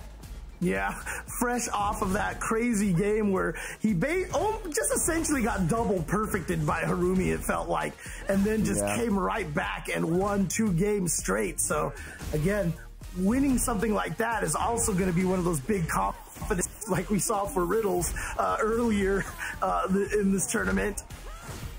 Yeah, and another thing about Tachikawa to keep in mind, right, is that he was coaching a lot of the Street Fighter players when Street Fighter 6 came out. So he's got that mind of adjusting and making different decisions after gathering some intel. Wow. And, of course, just sniping Akuma from there. Since he's in burnout, that was going to chip out regardless. Yeah, that was a tough position for Wisam to be in. Yeah, especially because Manon, I mean, the range on all these moves that she has is just ginormous. She's good range on so many of the buttons, yeah. And with that punish counter as well. And now all I was going to say, now you're dead if she gets a hit because, yeah, I mean, the level 4, level 3, Akuma health, no chance at surviving right there. Just as I was thinking it, Tachikawa accomplishes it, 1-0. Wow. So yeah, Tachikawa right now looking to end the run here of Wisam, who has been playing so well, has made it all the way here. And again, he made it all the way through, if I'm not mistaken. Oh, no. I'm sorry. I was thinking of another player here. But yeah, so Wisam here playing so well, taking out a lot of big names on his way here. But yeah, he's had an incredible performance. He also won the Middle East World Warrior over Angry Bird just like earlier this week. So he's had a lot of momentum coming into this event. Oh, but here we go. Is Tachikawa going to be the one that's going to end this run for Wisam? Definitely want to see, another Middle Eastern player be able to qualify here. But Tachikawa trying to play spoiler. Yeah, man, that heavy kick is doing major harassment. Finally, Wasim finds a whiff punish on it, staying just outside of his range. Yes, the projectile to shut down the level 1. And here he comes, jumps away, jumps back.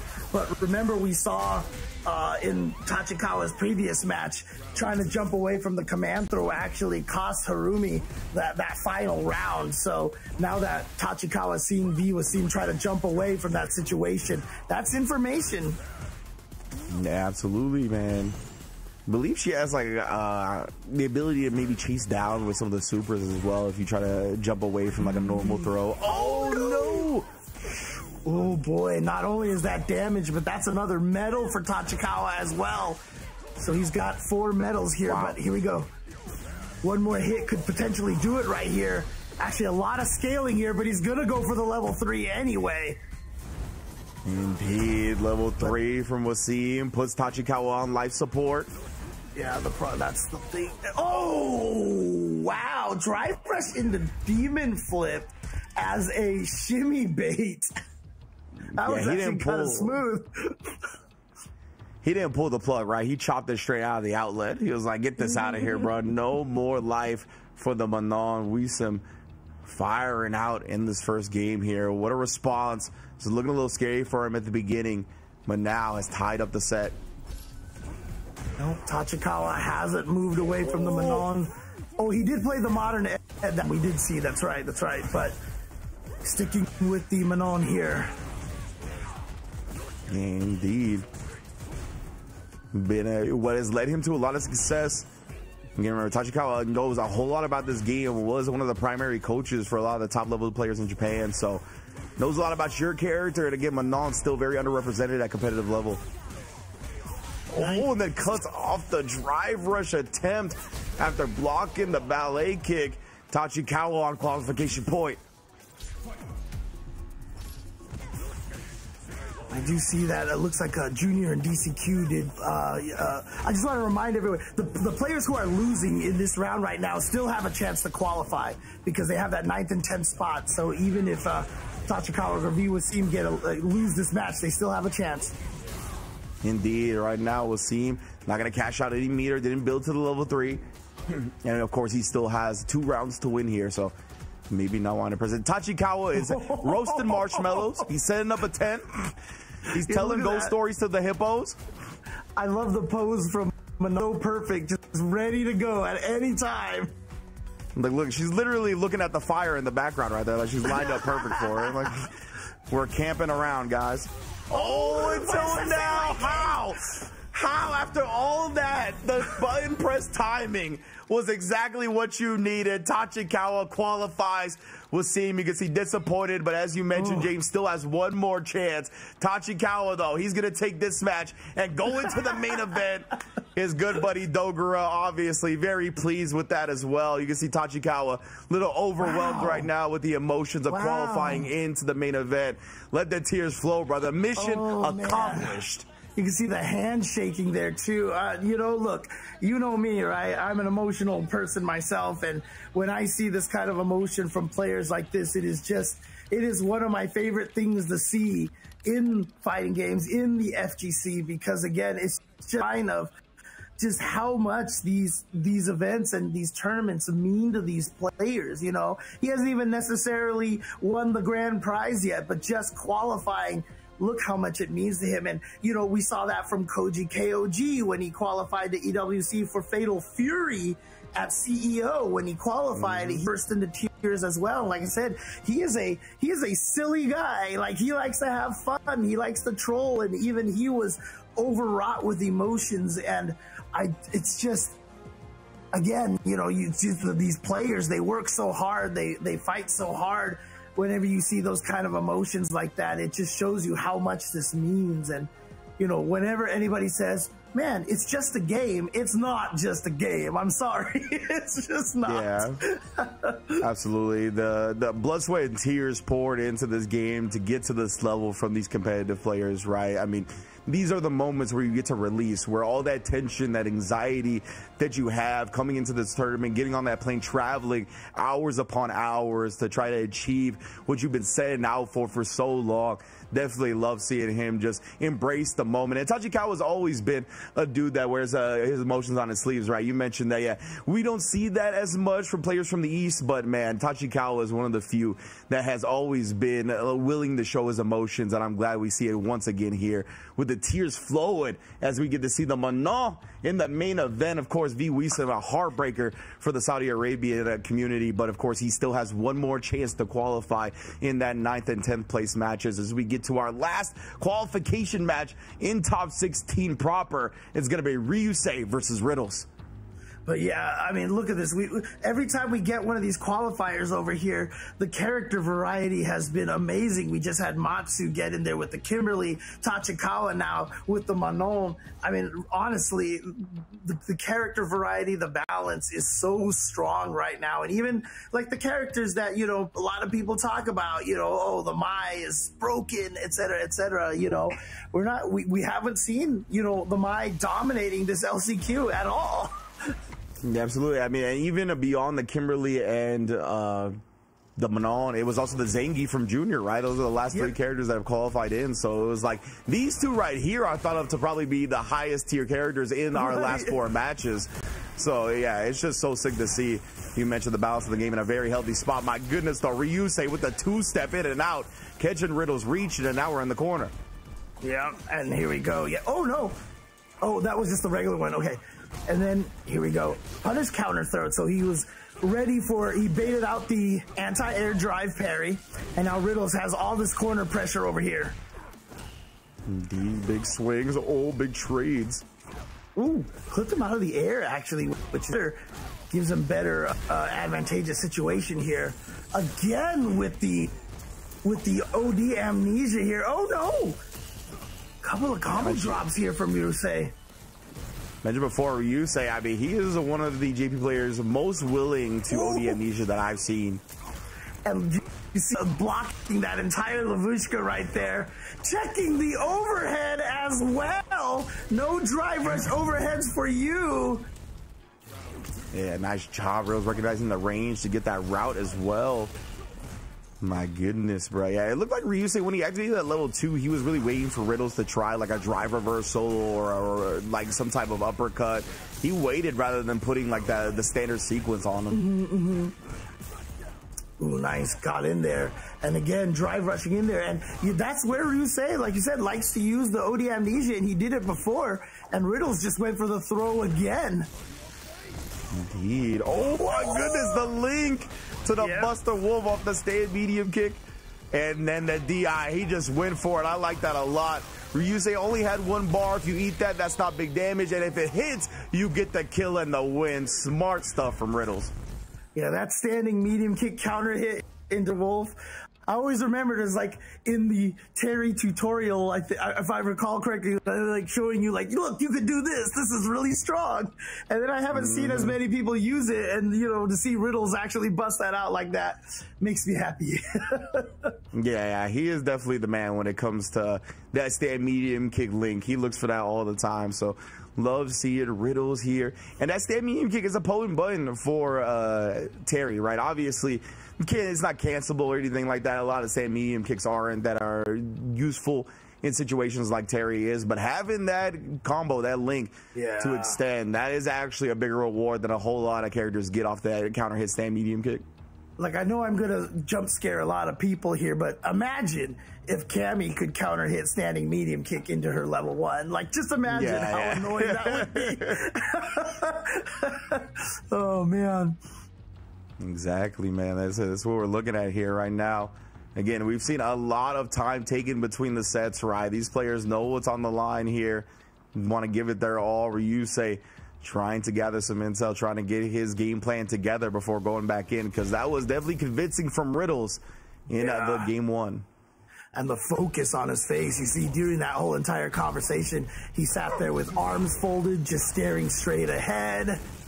And again, it was that one round against Kobayan where he had that crazy level 3 off the drive rush cancel to beat the DI. And since then, it just feels like that has just been such a mental up for him.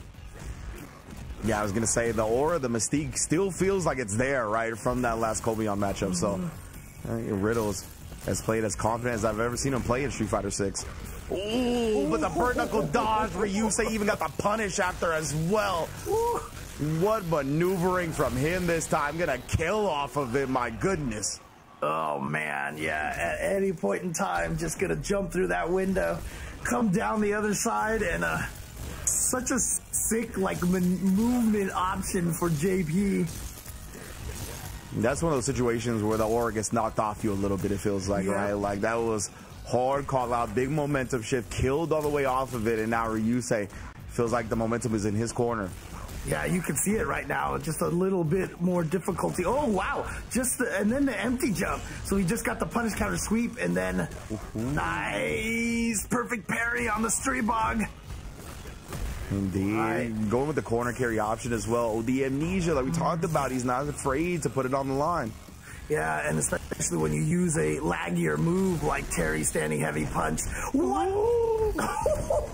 What a smart decision right there, because the departure was right up there, and this just erases it from and it kills. I didn't think it was going to kill. I really honestly didn't think that one was going to kill. Yeah, the one normal into level 3s do so much damage right there. Riddles cutting off Ryusei's attempt, and now it puts himself on qualification point. And you mentioned, you know, taking away aura. Something like that will definitely get the aura, but ooh, there it is again, that jump scare. Yeah, try and get the throw, establish it. It's how Ryusei not as comfortable using that amnesia off the driver's cancel pressure now as he was before. Nice. Saw the jump, had the drive again, using the drive rush just to kind of see the jump. That was huge from Ryusei, right? He was doing his best to not get burnt out. He finally found the perfect parry. It's going to allow him to get back into the match and get maybe waiting something out right there. A little strange, but Riddles, the surprise bird knuckle, gets him in the corner. Tried to go for a shimmy, didn't get it, and now there it is, the window again. It was a cross-up, and Riddles just got hit from the other side, wasn't ready for it. And so there you go, Ryusei is going to tie it up here, 1-1. Yeah, and Riddles got a little active in the moment right there. He got crossed up, and then he got counter hit by the stand heavy kick from Ryusei afterwards, right? Ryusei, I think not maybe expecting it to hit, just kind of already committing to that plus frame normal, ended up counter hitting Riddles because it is a decently lengthy startup, so it'll blow up people trying to press buttons or have fuzzy timings or just in the moment recognizing what happened a little bit late. So big ups to Ryusei right there, able to bring it back because, yeah, I mean, with the way Riddles was looking, the aura that was exuding from him, it felt like he was going to run away with the qualification, but Ryusei puts a stop to it for now. That's another one of those, you know, a lot of times when you see, you know, players at the intermediate level, they always want to make sure all of their buttons are tight, put as little gap in between as possible. But once you start getting to the higher levels, you start using slower buttons intentionally to make that gap there so that people will, you know, maybe trying to autopilot a delay tech or autopilot a 4-frame button, end up just getting hit by those. And again, it's about those button timings that we talk. All right, here we go. Final game. Ryusei and Riddles here to qualify into the EWC main event. You see Ryusei already representing forward dash where he sees the jump. Ooh. Punish counter. Okay, doesn't get the clean hit on the power dunk, but it's okay. Oh, got clipped. But again, thanks to the scaling of amnesia these days, it's definitely not as painful as it used to be. That was definitely a far cry from launch amnesia conversion for sure. That was insane before. And did Ryusei go for the command grab ghost right there? Is that what he hit it with the DP? Oh, I honestly could not tell, didn't see it in the moment, but right there, yeah, big DI on that stand medium kick we talked about. And again, it's not cancelable, right? So if you could get it in the recovery frames, it's not like Riddles can go into the level 1. That's a counter hit link. But he just got his gauge back here, and he escapes the Labushka checks. The drive rush should be able to finish it off here with the Buster Wolf. Riddles incredible showing yet again. Checking those drive rushes consistently with the crouch medium kick, getting a significant reward off of it. Oh, and again, using the power wave as Ryusei tried to close the distance. I mean, even though Riddles has gotten checked out of some of those power waves by drive rushes and stuff, his use of power wave is so good. I mean, it might be one of the best I've seen from Terry players. Yeah, I love his frequency of them. It's not too much, not too little, it feels like. Using the OD right here to try to clear the screen. Nice spike from Ryusei. Using the one that's placed behind the power wave so it wouldn't clash. And again, baiting the anti-air parry attempts right there to get that punish counter throw. Oh, got the overhead. Clipped. Yeah, overhead off the level 2. But Ryusei doesn't go out. Yeah, I thought he was going to go for a level 3 route or something, but oh, I'm sorry, I'm looking at the wrong meter. Oh, and Riddles, he tried to bird knuckle outside the range of the spike, but it still got clipped, allowing Ryusei to juggle, setting up the victory for the final round to qualify into the main event. Is this the first final round of the day, I think? I think so, yeah. Yeah. Oh, but here we go. Riddles with a great start, has the anti-air. There's the amnesia again, but you can see Riddles not committing to something with punch like he did in the past. No. Riddles was parked right there, neutral, and got the anti-air afterwards. Again, OD bird knuckle to try to get past the departure. Luckily for him, didn't combo into it. Yeah, it wasn't even it didn't look like it was even a punish counter. I think I saw counter hit. Riddles might have even just tried something there. He gets a hit with a crouch medium punch. He's got all 3 bars. Yeah, and we are not going to see how it plays out. I'm pretty sure that is a guaranteed victory for Riddles to qualify into the main event of the Esports World Cup. You can see him fired up. My goodness. Yeah, there we go. I was going to say, really let it out. Gives a hug to Thunder DeLangus as well. You know, it's a long trip from him coming from Canada, right? Big time, getting love from Hurricane as well. Riddles, man, he is here, and he is a Street Fighter player now. Yeah, I mean, 2 things that, you know, I really want to mention here. I mean, like, I've talked with Riddles. I've seen him play at a bunch of different events. The passion that he has of how much he wants to be one of the best at this game. I know you talked about it a little bit, especially coming from his Smash Brothers, you know, background and how strong he was there. This is a person who really, really wants to make some noise here. And the second thing is, bro, I was gonna ask the question, you know, just to try to get the hype. Is kill. But they paused the game. Right?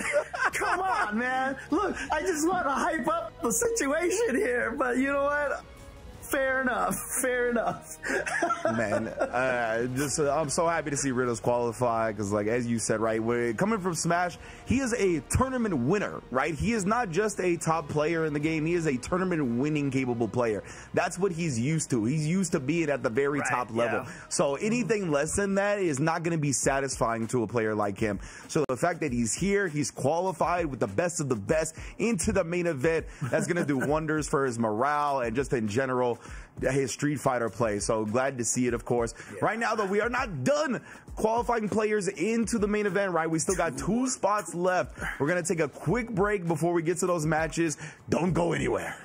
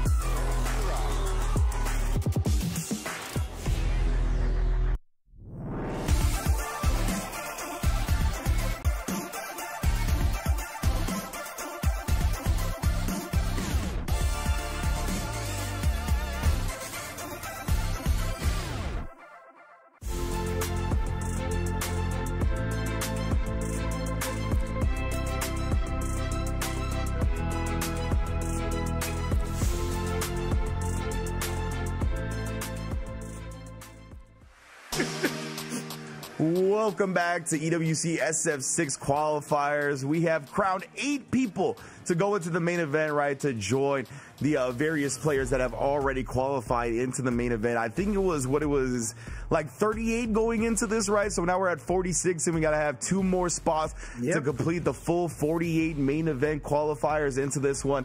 And it looks like our first match to determine our next qualifier is going to be DCQ versus Koji KOG. Yeah, it looks like they're just going to pair up the players just based off of where they are in the bracket.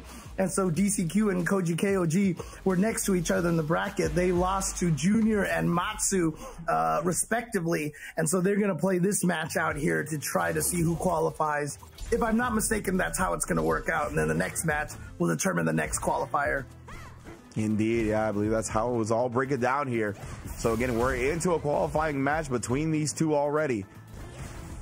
DCQ Back going to the with Bison. the Bison. Yeah, exactly. Gets the Psycho Mine planted over here. And Koji KOG got to find his way out there. And yeah, it's always one of the scary things about that mine. You block it, but that just means he gets a free entry for offense again. That's the thing, right? I was going to say, maybe we see Koji Kong. He's got a win stocks of maybe he tries to bypass the explosion with some of the invul, but right now didn't get a chance to do any of that with DCQ just smothering her in the corner. Right. Got DCQ trying to make it out of the LCQ right now. One at this point. Just one of those unfortunate timings for DCQ where both of them try to do something at the same time. Yeah, exactly. Just went to Koji Kong's favor, but not this time. DCQ blows up the wake-up attempt. Pulling the plus frames on him as well. And this is where Lily needs a lot of help, and her defense is just, she gets trapped in the corner and just doesn't have a lot of options to escape. Level 1 in reversal. DCQ trying to pop off with it, and man, that was a big risk to take, but tries it again here. He wanted it back to back. That's the type of player DCQ is, man. He'll take the risk. This time it does not pay off as Koji, nice routing to only have to spin the level 1. No, I was just agreeing. I was agreeing. Great routing right there, because I was like, he's got to go into the level 3, but he just extended it enough to get that, so he only had to spend level 1. Uh-oh. Yes, indeed. He had that sweep before. But, yeah, now, oh, God. Oh, wait. The bomb blew up, like, in between the two Psycho Crusher hits, it looked like, or something. So, yeah. Didn't get the proper bounce into a good juggle, but it doesn't seem like it's mattering because DCQ just gonna run over Koji KOG in the corner with his M Bison here. Koji's got to figure something out now. Yeah, that was messed up. He tried to sneak in the throw right before the explosion, but the explosion was happening already. But it's okay because he's still plus after the whiff throw on the explosion. Right. So ended up getting the button out to beat Koji to the punch right there. DCQ here covering all his bases on the Bison.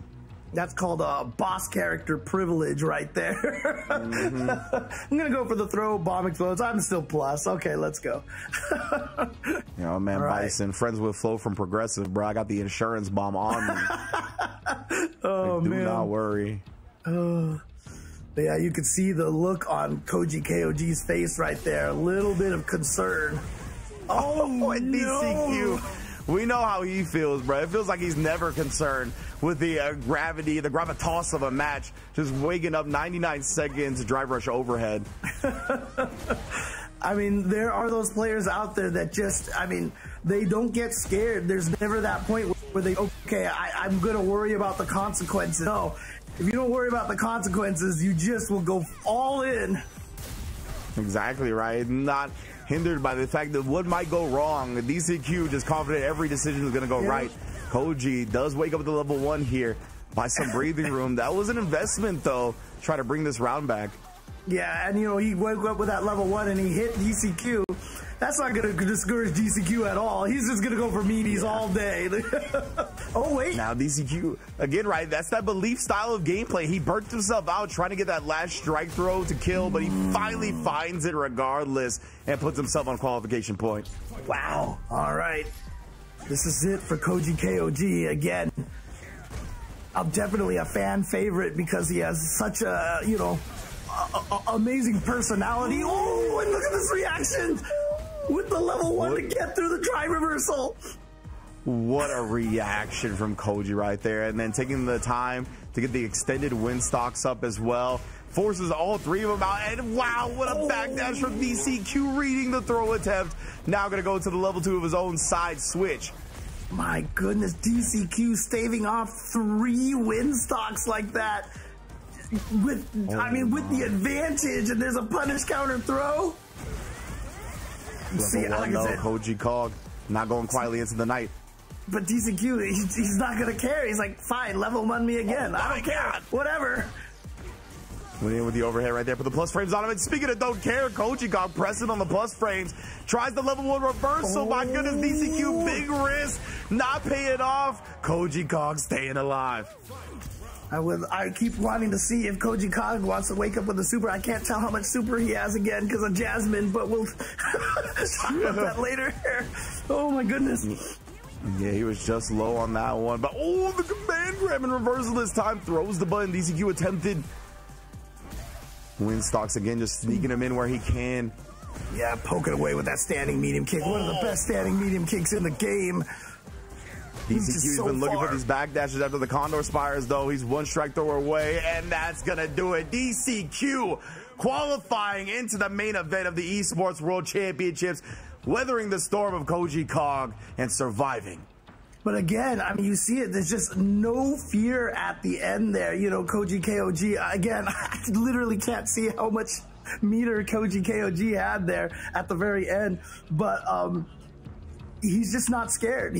There was no point in time where it looked like he was trying to bait anything out. He was just going for his meat. He's just going for his throws. You cannot discourage this kind of player. And, you know, one of the players in history that I remember that was a lot like that was a player known by the name of Combo Fiend. He was one of those players that, you know, I remember I watched like a CVS2 match where he fought Vi and he jumped at him and Vi anti-aired him. He jumped at him and Vi anti-aired him and he jumped at him and Vi anti-aired him.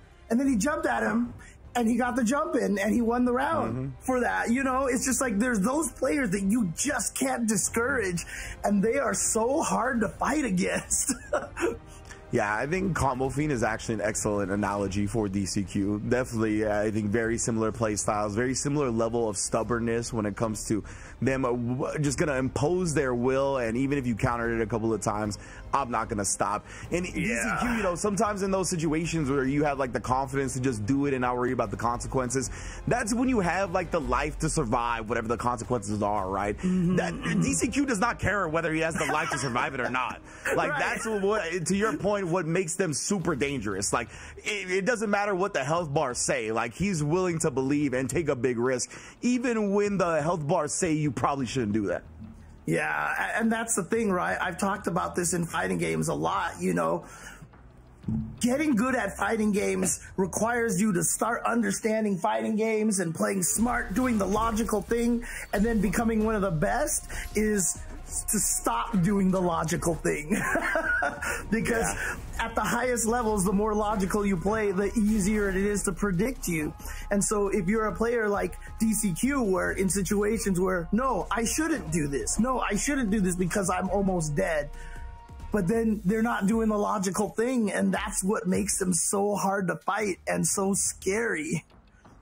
Yeah, exactly right. You think you prepare yourself for the opponent, making like every optimal, like by the numbers, risk reward favor choice. But you know, that's, again, that makes you predictable. That makes you linear. Other top players are going to know that's the optimal option that you're going to go with anyway. So yeah, sometimes you have to switch it up. And sometimes we see players that kind of base their whole play style around that, like DCQ. But right now we get into peak drama. Production knows what they're doing, right? The very last qualification match is going to be Ryusei versus V Wasim, who is from Saudi Arabia, thought to be the best Saudi Arabian Street Fighter 6 player. He's going to have one more chance to qualify here. It's going to be his third chance because he did start top 16 in winners.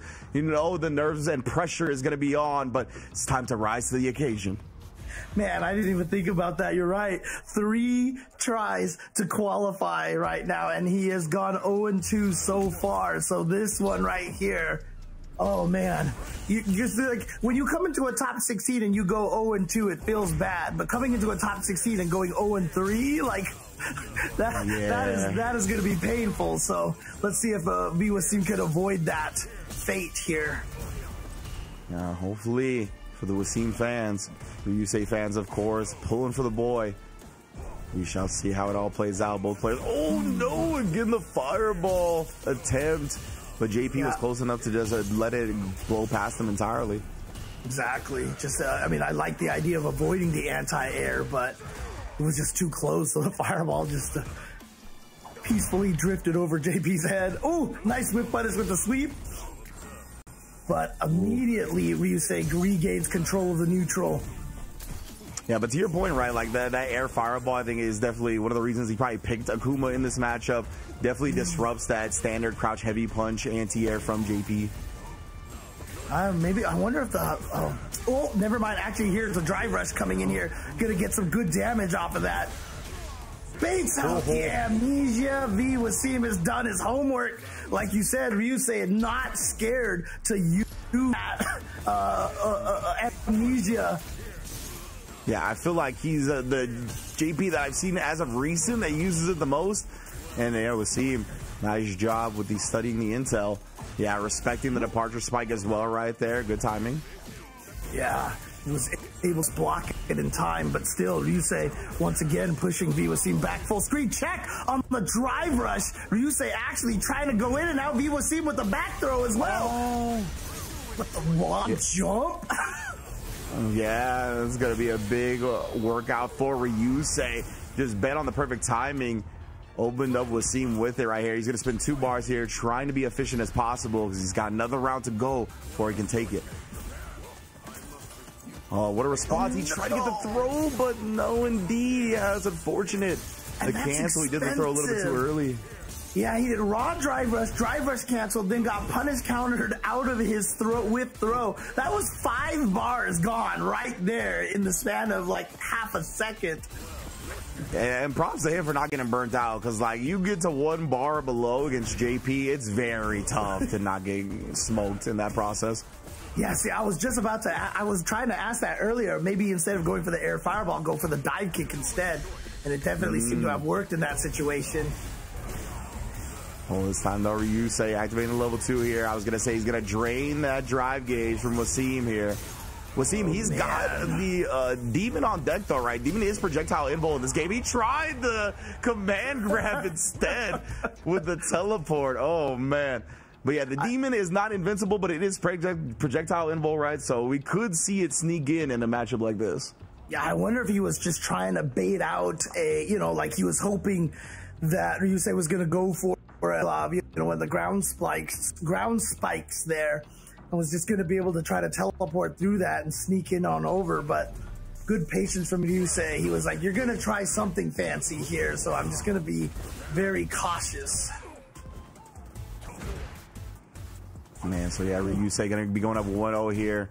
Trays with a fireball, the big sweep type button from JP working out. Dude, I swear JP gets the party so much every time he knocks you down in the air. He just lets the purple stuff rain down. He puts the prints on in the background. He's like, I'm dancing. Again, you see even buffering the spikes right there, trying to fake Wasim out a little bit. The cross-up seemed like it missed right over there, but doesn't matter. Nice air-to-air, but tried to jump in again. We saw him with that excellent jump in time. Ooh, fireball check. Oh, beats the punch on the drive rush. Both players deciding on it at similar moments. And Wasim just barely beats him to the button. Yep, there's that air fireball again, trying to counter, but oh wow, caught Ryusei pressing a button with that crouching medium kick or something, or maybe just standing up. Of course, the meaty fireball right there not only counter the OD amnesia, but level 1 wake up as well. That's right. Both things getting covered by that. Ooh, I was gonna say, recovered in time for the uppercut. And as the rule is, never block that situation if you can uppercut, right? So. Oh boy, he's gonna spend the level. Yeah, for the burnout here. Precisely, right? That is going to put, I think, Akuma in CA range, though, again. So, right, we have the demon access. That's right. That's right. Ryusei can't get too comfortable autopiloting projectiles, even with Wasim in. Oh, burnout. Instead, snipes him from the rafters. You don't think my spikes reach this high? Think again. Oh, man. So, match point now for Ryusei. And yeah, he's willing to, you know, get these trades from across the screen like that. Obviously, he has more health than Akuma, and it keeps Akuma at the other side of the screen. But nice bait on the jump and the anti-air, but now having to deal with the amnesia. Yes, indeed. Now we're back to the neutral. And Ryusei knows he's one round away from qualifying, right? So he's trying to play it safe, patient. Looked for the teleport in, but Wasim was ready. Jump back, fade away. Like that idea, go into the air and actually gets Ryusei burned out. This is huge. He only has a level 1. And yeah, go. Oh, didn't quite get the wall hit. Yeah, he was, well, he was already committed to the DI right there. It was comboed off the fierce. Wasim here roaring back in game 2 and tying up the set. All right. Still a chance for Wasim to make it into the main event next week.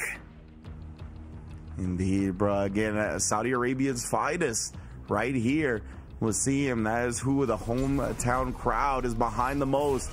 Ryusei trying to play spoiler and trying to play dream maker for his own right. Oh, that was the imperfect parry right there. Mm-hmm. Interesting, too, because it was a mid, so he was looking for a down back. Yeah, I was going to say maybe he was looking for a crouch medium kick or something. But here we go, Ryusei planting that OD departure there. Ooh, finds it this time, though. And the reset into the throw again. We've seen him do that a couple of times now. Got him. Beats him just barely during the startup of the departure. Now Wasim has him in the corner here. Again, using that OD fireball to try to beat the amnesia on wake up if that's the option. Gonna do it again? Not yet. Actually commits to the throw outright. Ryusei, oh, does try to cover it that time, but Ryusei has holstered that amnesia right now. Yeah, but look at how much work he's got to do to be able to make this comeback against Wasim. You see him throwing out some of those fake ghosts, try to get him to waste those drive parries, like the whiff drive parries. Indeed here. Just peppering on all this pressure for the departure. But Wasim, he's a very patient player, man. He is willing to just sit here on the other side of the screen. You're not chipping me because I got drive gauge, but he does find the anti-air. Ryusei doesn't go into any super. Might have felt like it would have been too late to combo into the CA. Yeah, or maybe he was worried that he would land it and then still lose by timer. Oh no, he burns himself out. Nah, the timer, I believe, stops during supers in this game. Oh, right, but there was just not enough. There was just not enough time. I was, you know, to if he got landed it, and then he still would have lost because it wouldn't have killed. Is what I was thinking here. So, oh, he definitely would have had the lead. Yeah. Wasim, oh my goodness, tries the long distance drive rush. Stops him at the pass. That's one of the great drive rush check tools, the crouch medium punch.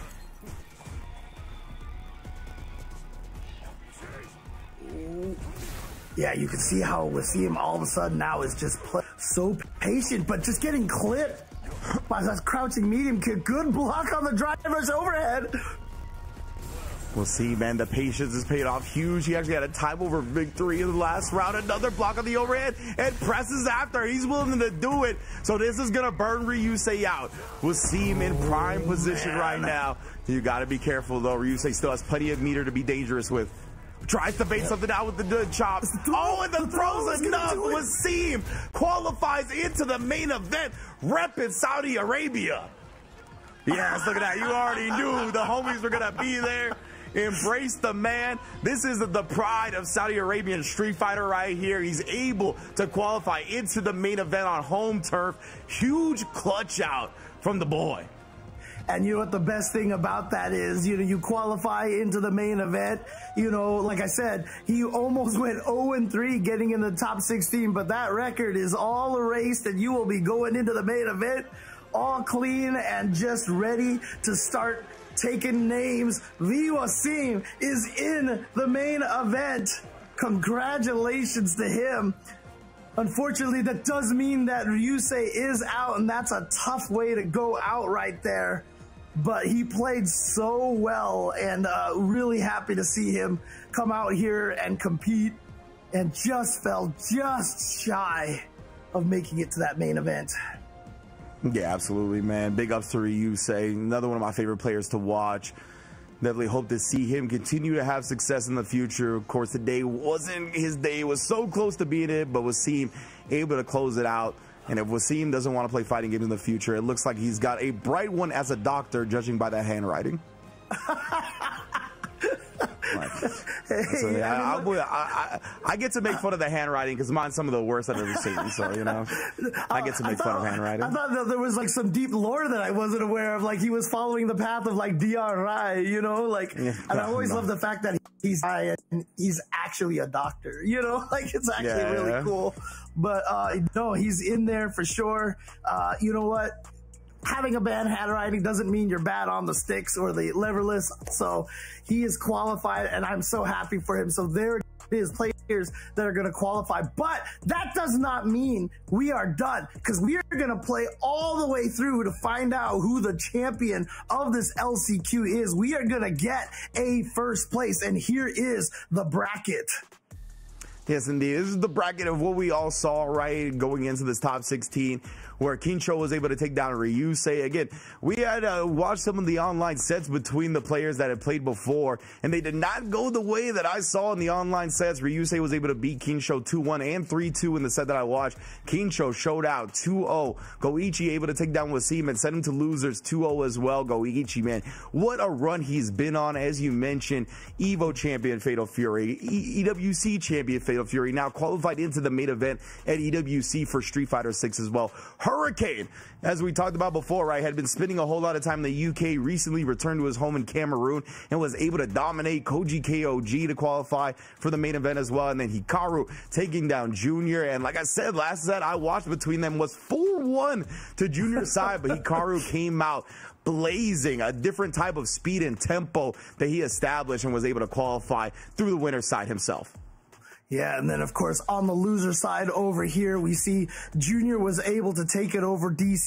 Of course, you know, DCQ qualified in the tiebreaker event, so he's not feeling all that bad right now. But Matsu did defeat Koji KOG, who did fall in the tiebreaker, so we won't be seeing Koji KOG anymore in this event for next week as well.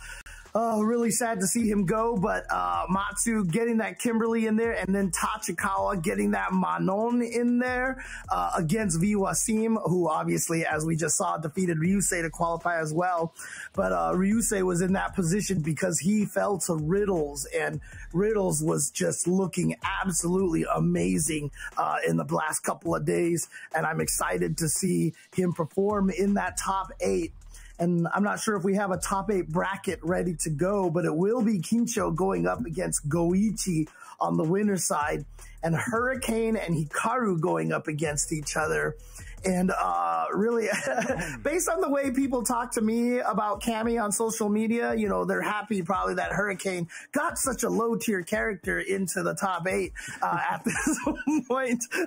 But Riddle's going up against Tachikawa, and then Matsu going up against Junior. And so that's the top 8 that we will see. Yeah, man. Incredible performances all throughout the day. Yeah, the expectations, I think, were blown out of the water, right? We had some players in here that are household names, right, that didn't make top 16, like your Daigo, Knuckledew, Lex, Mr. Crimson. So many amazing players fell just short of that top 16 because of how stacked this bracket was, right? This is one of the deepest brackets we've had for Street Fighter 6 yet. So this is just an incredible testament to the players that really put in the effort to make these W's happen. I think, to me, the most surprising and maybe stunning performances of the top, or not even just the top 16, but the bracket in general, were like Kincho. I think Kincho, obviously one of the top-rated Terrys online and whatnot, but to take that and perform this well offline, beating players like Tiger, DCQ, and Ryusei, all 2-0, I think he definitely exceeded my expectations, as well as Hurricane, right? Like, Hurricane has been a very dangerous player for a long time, going back Street Fighter 5, maybe even Street Fighter 4. Either way, Hurricane has been the man for a while. But I feel like, you know, splitting time between studies, real life, and competing in Street Fighter 6, I hadn't seen him as much as I was used to seeing him. But here in the LCQ, right, 2-0 over Kaba, 2-0 over Chris T, 2-0 over Koji KOG, like dominant, convincing performances. These weren't close 2-0s from what I saw either. These were like dominant performances to get him in winner's side. So definitely Hurricane and Kinsho were my big standouts. Yeah, I mean, honestly, looking at this top 8, I would say that Hurricane has probably looked the scariest, you know, looked the most frightening, because he, like you said, he just kind of steamrolled all of his opponents here. But also I am, you know, obviously a little, you know, biases, allow myself a little biases here, but I am super happy for Riddles to see Riddles here in this top 8 as well, because like I said, the times that I've talked to him and everything, you can see the passion and just how much, you know, trying to become one of the best Street Fighter players means to him. But he's going up against Tachikawa, which is hard because obviously, you know, just being a fan of the underdog and seeing Tachikawa and the emotion that he had when he qualified as well was really awesome to see. And of course, you know, then you have Kimberly versus Zangief, like, you know, like two of my favorite characters in this game right now. So, you know, that losers bracket is brutal. That one is going to be a, I'm going to be one of those parents that like, can't they all just win? Like, can't we just give them all a prize, you know, kind of thing. Fortunately, though, we won't have to cast these events. So I was going to say, fortunately, they did all get a prize, right? Like, all of our top 8 players are qualified into the main event. So, like, this is going to be a seeding thing that we play out for the top 8, in addition to the Jafonzo Award, right? The winner of this is going to be able to be eligible for the Jafonzo Award to potentially earn an extra $50,000 if they're able to not only go on to win the LCQ, but win the main event as well. So that's another important reason we're playing out the rest of the bracket here. But there is going to be an extended break. Actually, before we get to that, you got anything left to say, James, as we wrap up our time at the LCQ? No, I mean, it's just, again, this is really exciting. I can't wait for next week for the main event as well, but also just this top 8 is going to be amazing. And as you know, we're basically hinting here, we're going to be handing it off to the boys, F-Word and Logan, for the top 8. So you guys are going to have a great time over there. But other than that, go ahead and close us out here, Ringe. Right. Well, yes, indeed. Thank you, everybody, for joining us for the qualification phase of the LCQ. But the Street Fighter 6 matches are not done. As James said, we're going to hand it over to the legendary duo of F-Word and Logan. But I do want to warn y'all, this is going to be a bit of an extended break. It's going to be a bit of a long one. I believe there's like totem ceremonies and other things that have to happen. So we're going to take an extended break before that top 8, and then we'll get back to it with F-Word and Logan. Stick around. Keep your eyes on the socials to know when exactly the matches are going to go live. But yes, it'll be all right here. Thank you for joining us, and we'll see you all very soon.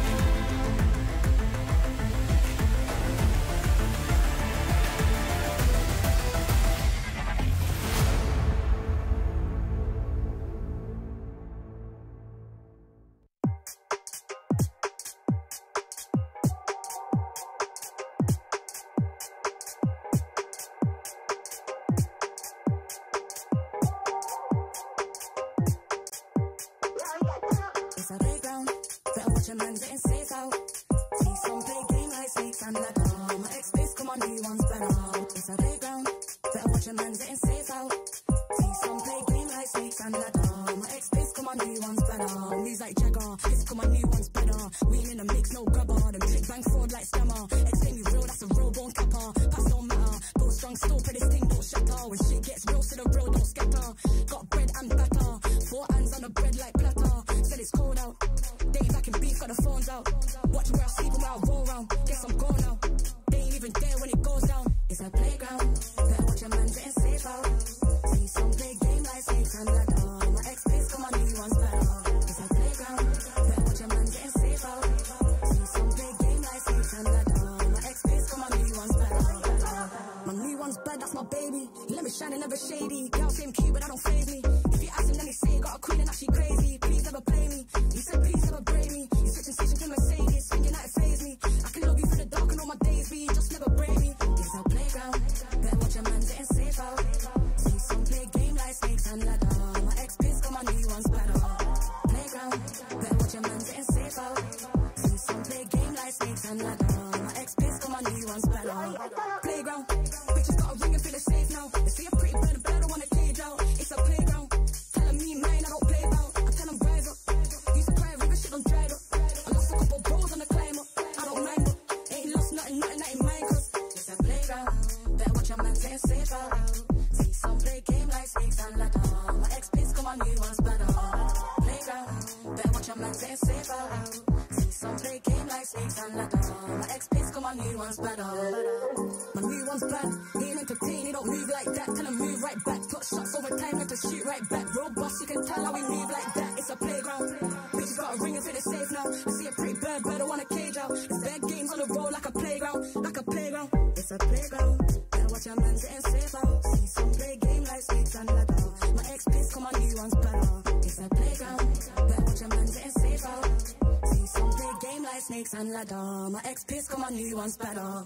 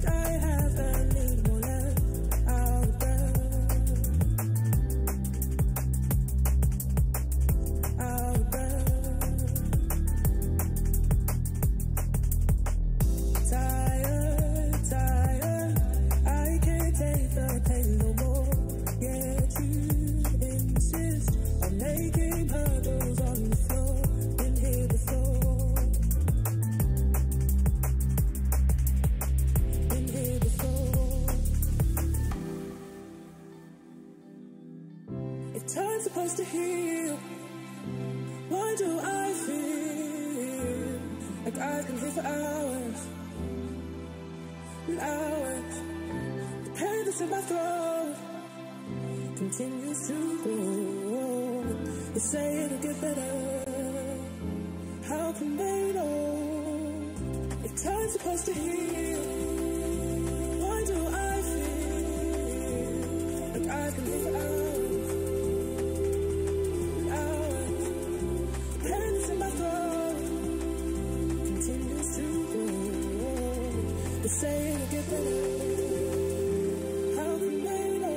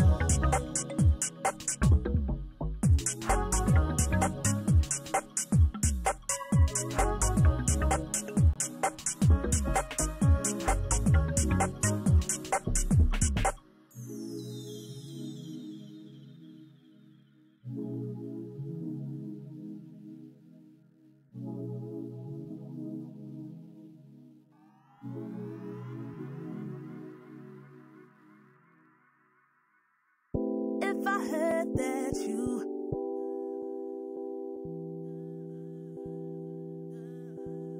If I heard that you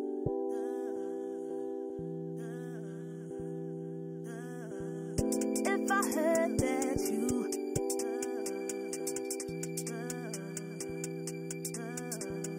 If I heard that you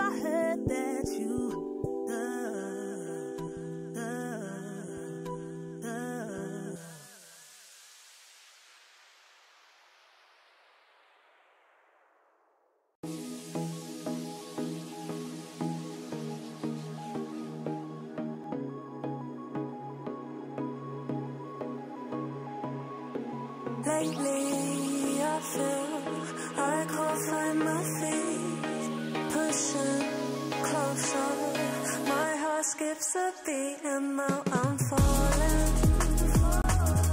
deeper than I fly. I can't control it. Nothing gets this fire. It's not so black and white. It's like I told him. Seems that I can't fight. I just keep going. I just keep going. In my time, I've been dreaming of a space, ready for my place. I wish she'd sing what I had dreamed. Before these darker days, I thought I found my way. Quickly it fades, losing the race, closing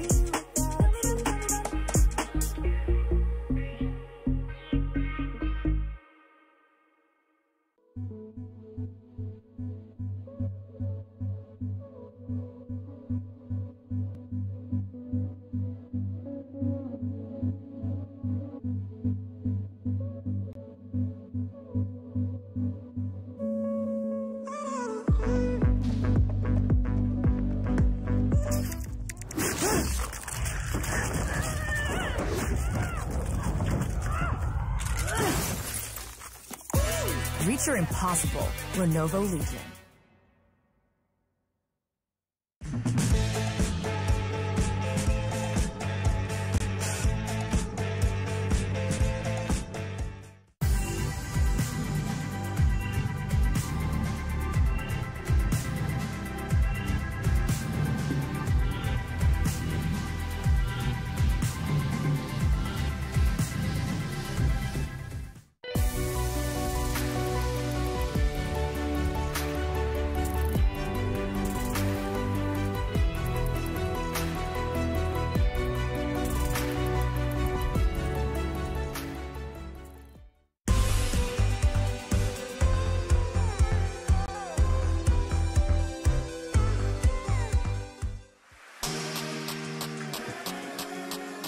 Hello and welcome back. Well, I'm on the other side today. We've swapped it all around.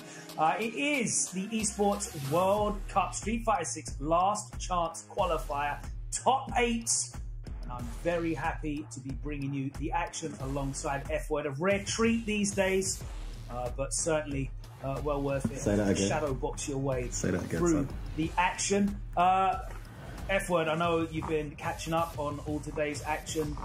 It's been a great day, hasn't it? All the drama has basically already happened, but now we're just going to celebrate these 8 incredible players and fight for seeding, which is the most important. Which is important, of course, and I think these guys will be fighting hard for that. But also, you know, being able to call yourself the last chance qualifier victor at such a stacked tournament, I mean, that's going to be an achievement itself. So, you know, these guys are not holding up. They've got a lot to celebrate right now, but no time to celebrate. There's some matches to be played. There's some more achievements to be achieved. So I'm super excited for them as much as I am myself to go through them. But as you said, man, that top 16 was crazy. It's been like that the whole last couple of days, hasn't it? There's just been too many killers in one room for it to not be a little bit crazy when it all takes place, Logan. If we can take a look at the bracket, that would be amazing to just run through this top 8. And you know what? It's been a fantastic qualification experience. There's some brilliant storylines that have ran all through this stacked 256 player bracket. Let's start at the top, and it has been a good day for the online warriors, hasn't it? Say that again. Yeah, man, massive shout out to these guys. Mr. Kincho, I think I heard the guy say it. Kincho. Right, yeah. So I was saying it wrong. Yes, they're good to be saying it right today. I mean, it's not just that he's here, but he's very much dominating a lot of these rounds. Clearly should Battered. be. If he was regularly attending, this guy would have won a lot of tournaments already, I feel. He's up there with the best of the best. He's got a lot of really interesting instinctive play. I like the way he changes the speed, particularly with Terry. He slows it down when you least expect it, and it kind of throws his opponents off, and then he just explodes. He's got a really good strategic approach as well as just natural raw skill and awareness in the game, which is just, for me, for someone who I've not seen in tournaments, that's a skill set you'd see more in a tournament player, not necessarily an online player. So it's just well, it's definitely a big breakout performance for Kincho because he hasn't traveled much, as you said. He was at Evo, did go to Evo Japan. Actually, at Evo, he lost to Ryan Hart and Mr. Crimson in bracket. That was who eliminated him. And he lost to Kakaru, who was eliminated. He didn't have great placings, top 96, and only made it into 193rd place at Evo Japan. And the only international event I can see that he traveled to was the mix-up in 2024. So we definitely do not get to see Kincho fighting outside of his safe zone, which is, of course, the online. He took Terry to 2,300 MR. That's crazy, man. That's crazy. That's pretty impressive stuff. And even more impressive, he hasn't lost a single game yet on his path here to the top 8. He beat Jack 2-0. He beat the very impressive Chinese Chun-Li Tiger 2-0. Slapped up DCQ 2-0 and then beat Ryusei 2-0 again to qualify here for the top 8 in winners side. So really looking forward to seeing not our only Terry in this top 8, but let's move on to Goichi, who we need to really talk about. Goichi is looking to win a second EWC title after already taking that Fatal Fury crown. What is going on?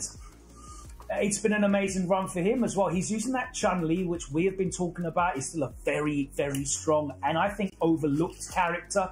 He managed to get past the Taiwanese Aki Hope. My mind's gone blank, but he's using 2 characters as well. Who's he using for the other matchup? Was it Mai? I think he's got a Mai. I saw him on Mai. He's also got... He's Mai for a few matches too, but mainly Chun-Li. Yeah. Very That's right. Character. He managed to defeat Hibiki 2-0, Yanai 2-0, and then Vwism 2-0 to qualify. And what a storyline would it be for Goichi? He's already made history by becoming, I think, only the second player to qualify for 2 EWC finals alongside Xiaohai. Of course, Koji Kog just missing out on that same accolade as he was unable to finish. 2 titles, like 2 fighting game titles? Is that what you mean? 2 game titles at all, yes, exactly, yes. Well, So to be part of EWC in any 2 games, it's never been done before Xiaohai, and Goichi has done it right here. So very impressive stuff for him. But talking about very impressive, wait, before we leave Goichi, do you think? Okay. Do you think there's a maybe chip on his shoulder a little bit, because he is a great. He's a legend, right? And I feel like he often gets overlooked when people talk about greats. And this recent debates come up where people, yet his name has not been mentioned. Now here he is winning Fatal Fury, right? And then coming up to potentially have an incredible run in Street Fighter 6 at EWC. Is he?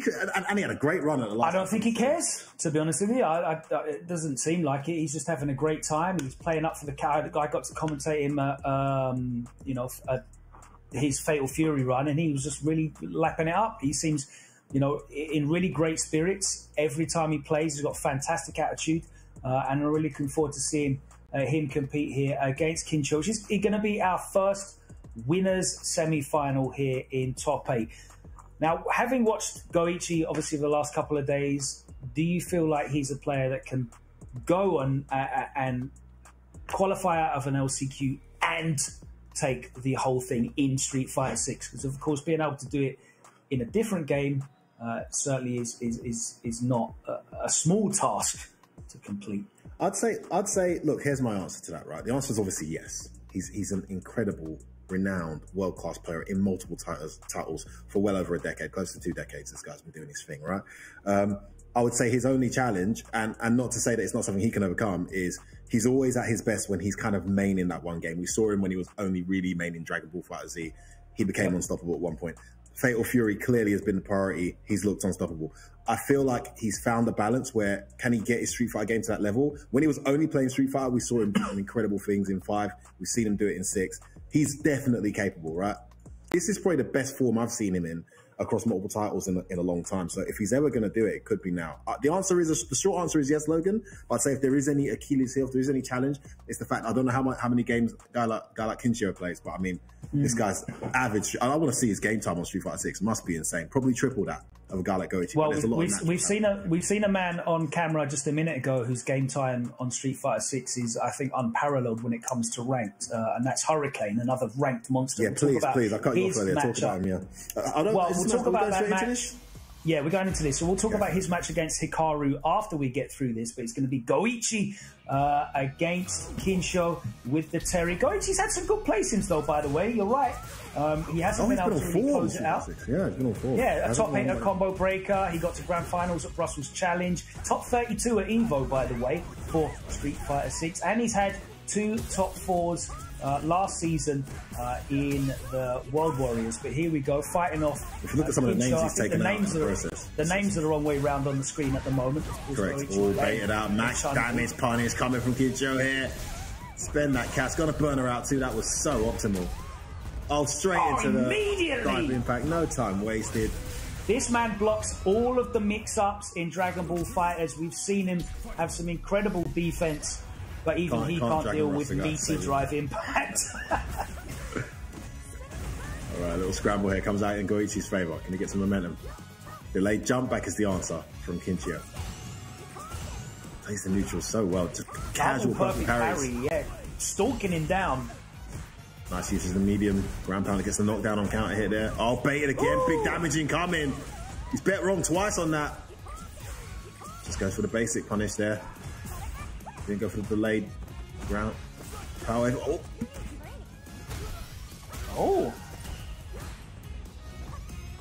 Big turning point for Goichi, but he's just let him jump out. Back in the corner. Low on gauge here.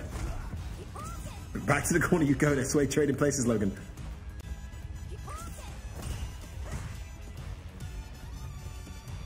This is what I'm saying. He slowed it right down. Try to surprise Wow. overhead. What an option there from Goichi. Maybe he thought it was a projectile. I'm not sure. It just worked out. Yeah, he had been using the power wave as an approach, so perhaps it was preemptive for that. But boy, it was a happy accident. You take those. Yeah, take it all day. Okay, no drive rush cancel there. Didn't want to get his meter too low. He does it this time though. Oh, guess where that jump in. Wasn't confident in the cross cut. Burns himself out trying to switch the momentum. And Goichi's managed to slow this down now.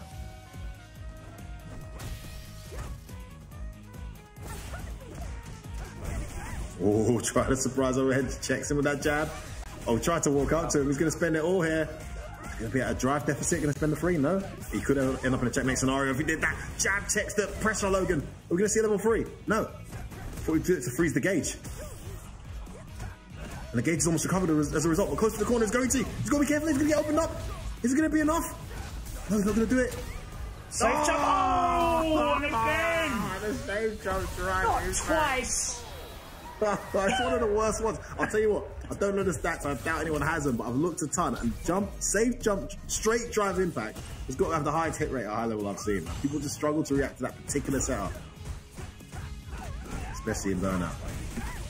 Yeah, that's the thing. It's not hard to raw react to drive impact, but when you're looking for so many other things, and it's not even on your radar in those scenarios. Oh, wow. The air legs catches the throw attempt. And he's going to take him clean across the screen. Back to the middle we go. Looping it up. Not real, of course, but... Those are the ones I like the most. Yeah, Kinshio respecting it. Oh, big whip on whiff that medium punish. punch. Is he going to use... No, he's not going to use the level 2. Delayed wake up crash medium, well blocked. Great defense from Goichi, but gets opened up in the end. Burnt out, though, is Kinshio. Oh, reacted. Not only has to punish, but still got his momentum back and then catches him low. That crouch medium's got such deceptive range. Goichi definitely not interested in any throw techs here on defense. He's just been doing delay lights a lot. Let's see if... Oh, I was just going to say. Let's see if Kinshio can take advantage of that as we go to the corner. Oh, again. Another when will he learn? He's going to spend it. He can do so much damage here. No, just... Oh, what's over the overhead? No. And another mistimed throw. He's been punished for that 3 times now. What happened? Oh, no, bad wake up. Gonna eat a ton of damage here. Should be able to burn him out. No, not quite, but we'll be close if we choose this. Oh, he just really burned himself out. Go for that, Goichi. Big mistake. Is that going to cost him, Logan? Oh, the delayed jab gets the counter hit into the crouch medium. Is it going to be enough with the level 1? I think it is. Yes, it is. On the last hit. Just about. Goichi looking for the big closeout there. As he said, burnt himself out, but in the end it didn't matter. He was able to maintain the pressure, and that combo, spending all of the resources, brings it back to 1-1. I believe we're playing first to 3 here as it is. I certainly hope so. We'll try and get confirmation on that. But just to remind you, at home, best of 3, still okay. best of 3, is it? First to 2, guys. All right. Because there is no prize money associated with the top 8, the prize money will be obviously distributed when you play in the EWC Street Fighter 6 finals. So this is just for seeding at the moment. And we're just here to celebrate these players who have ran the gauntlet and managed to secure their spot as part of the Esports World Cup Street Fighter 6 finals that will happen next week. We're looking forward to that. I mean, you say just for seeding, but seeding is like I said earlier, I think seeding is quite huge in a tournament like this because there are an incredible amount of talented players, but there are some players that maybe if you get a bit lucky, you might have a better chance against. You can avoid some of these. Another bad wake-up level 1 from Kinshio. Ooh, that's a dead Kinshio. Going for that level 1 a lot there, especially when you're in a position where you'll get burnt out for doing a OD reversal, costing him dearly. Yeah, and further to my point, obviously they've won the money already. You're absolutely right. But I think this is a massive tournament to win statement-wise as well. Yeah. Oh, delayed throw gets punished at last. Neutral jump as well. Wake up crouch medium. These guys, nice switch of momentum there from Kinshio. Oh, those of you joining late, they still haven't corrected the names. There's definitely Kinshio on the right and Goichi on the left. Yeah. Just ignore that for now. Oh, confirms to the stand medium punch. This round coming back in Goichi's favour. It's on set point. Kinshio's got to be careful there. Oh, he had the jab. Didn't commit. Yeah, caught Goichi trying to jump out. Oh, what was that, Goichi? And that's the problem. When you're preemptively trying to take up space with Chun-Li, with some of her normals, there's not a ton of recovery, but you are certainly susceptible in this game in general. Any preemptive button. Damn, there's the OS. Blows through. But again, Goichi stalking him down. The OD power wave to just approach, push Goichi back to the corner. Drive impact coming again, what do you reckon?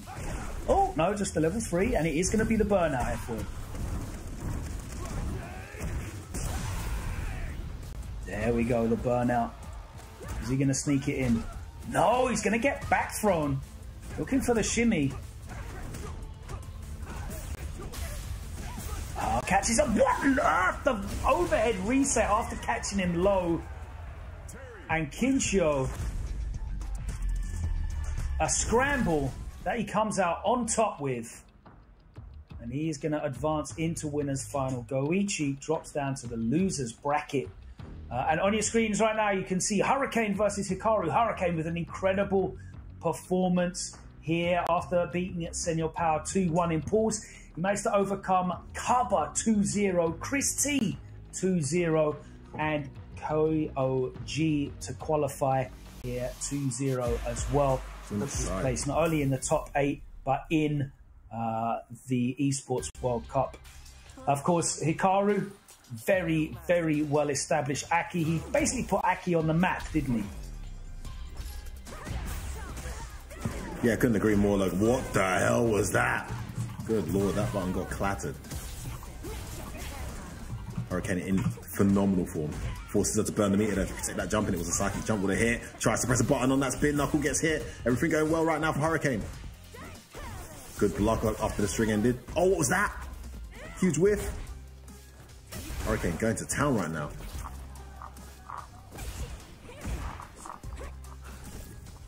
Oh, no cancel on that.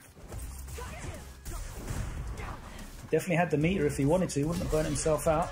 But he's stalking a burnout. Oh my god, he gets the... I didn't even realise that was still going to be a perfect. Yeah, still a perfect. So long, F-word. 36 seconds into the round. Ready. It's not an option you can throw out willy-nilly with Hikaru when Cammy's on the screen. Hurricane more than ready with those great reactions. He's lying for him right now. Nice Thanks jump to production, we're sorted out now. So as you can see, Hikaru player 1, Hurricane player 2. Thank you very much, guys. Oh, gets caught by the counter hit. Punch. Everything perfectly frame killed. Hikaru, the scientist, going to town here. Hurricane forced to spend a meter with the OD drive reversal. Ooh. Yeah, you can't do that. Yeah, when it's spaced from that far away, it hits too late. So yeah, he's got the option to block.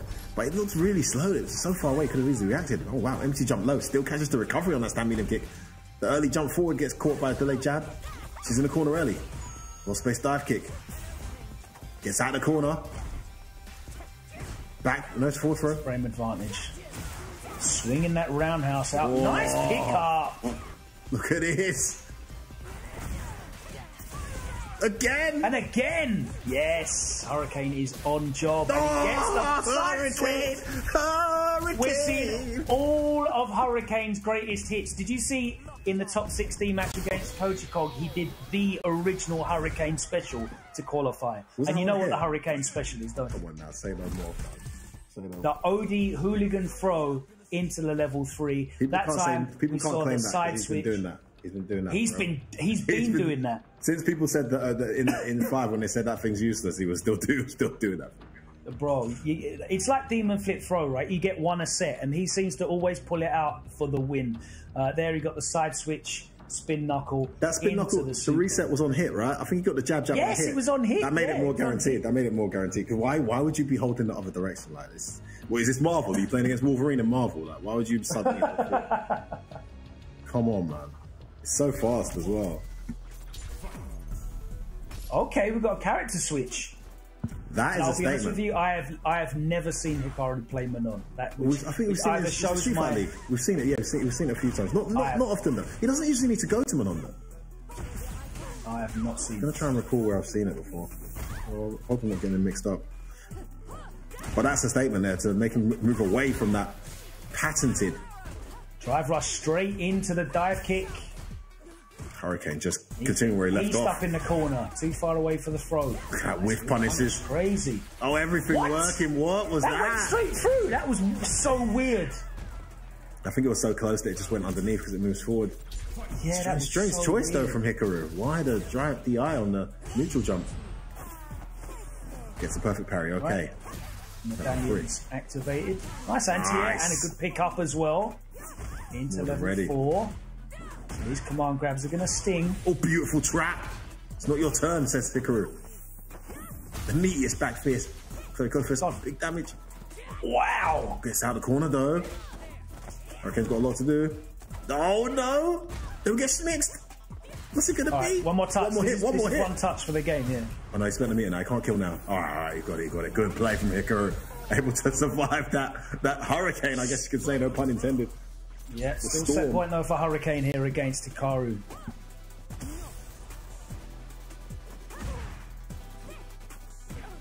Ooh, maybe too Punish fast for nothing level off of 2. it though.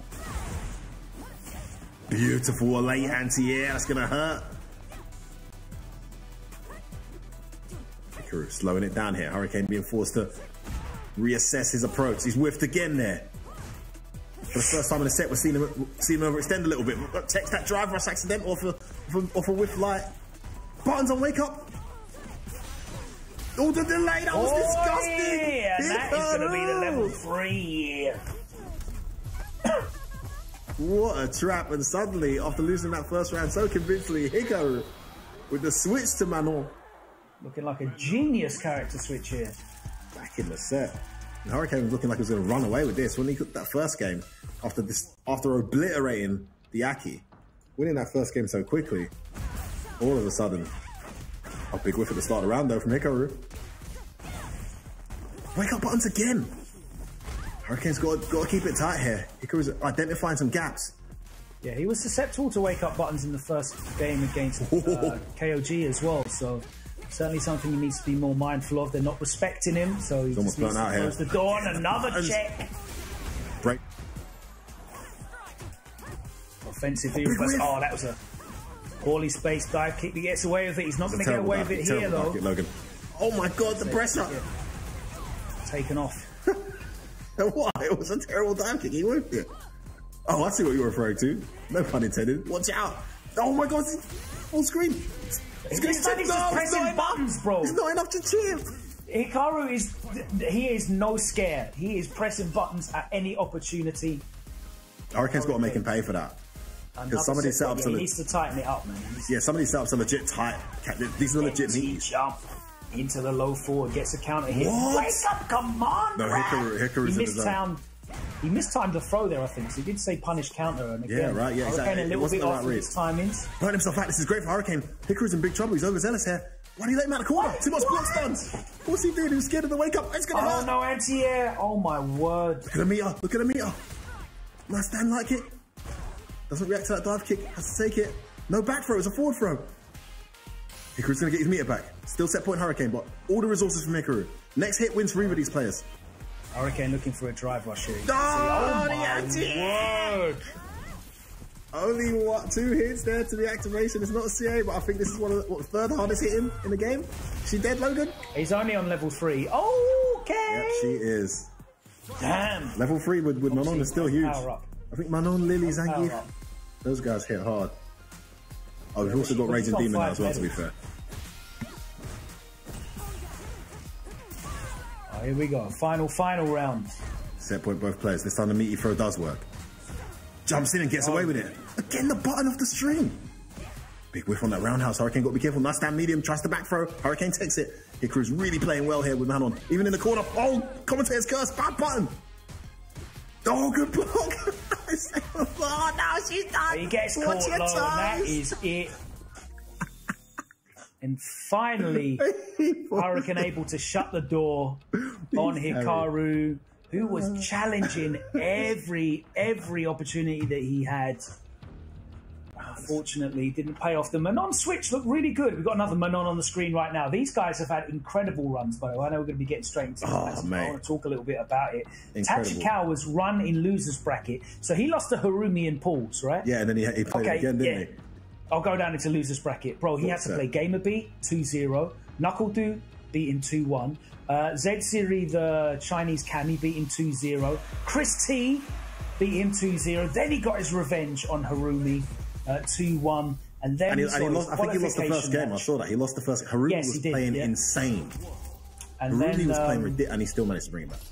And then we saw him get the win against Viwism, and he looked like he was crying how much it meant to him. You know, Tachikawa had such an incredible run at EWC last year. It's great to have him back again. But Riddle's had an amazing run as well. He got sent to losers by Daigo, and from there he beat Jin, Jawa, Oil King, Chris Wong, Takamura, Kobayan, and Ryusei. So, boy, these players here that you're watching have grounded out. The last American representative as well, right? Jack two command finished grabs. in top 16, I believe. I'll tell you for free. I mean, I've not said this publicly. It's probably obvious. There's a few players like me, I imagine, but one of the main reasons I switched to Terry was this guy. This guy's Terry is inspirational, man. I'm waiting for him to win a big one because he's that good.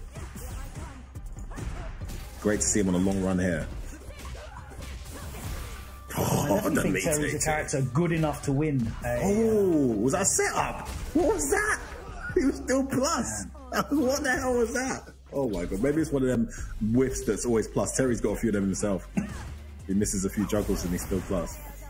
Beautiful reaction to the ground wave. Ground wave, like power wave. And you played a character. Yeah, I still get used to these names. I'm not jammers, mate. It's all good. I'm not on that salary, fam. Oh, big bait. This is gonna hurt. Corner as well. Goes for the safe jump setup. Base out. No, it doesn't autocorrect. It's a turning point. Great jump from Tachikawa. His safe jump of his own. Empty jump. Big damage. 5 medals. Must have made something out with a drive rush whiff. No. Back in the corner you go. Can't get hit here. Can't get hit. Terry will kill. Wow, just goes in with the burn knuckle. Oh my god, the wake up jab. These guys with the reads, man. Had the this is on the what screen. I've really noticed Street Fighter 6 at that high level has been recently. Just really gutsy reads that maybe shouldn't work. Rock, paper, scissors. No, it should work. It should work. If you're scared of my wake up reversal, you're not going to meet me. Gutsy reads. It's my bet or yours. And at the same time, we're seeing people get hit by. That's why people. It's one of those games where you genuinely see Japanese players doing wake up level 3s more than ever. Tachikawa's got the angle on this. I'll just say that. They both have the angle. Yeah, that was the commentator's curse, yeah. Me, Tay-Tay. Riddle's got all the setups.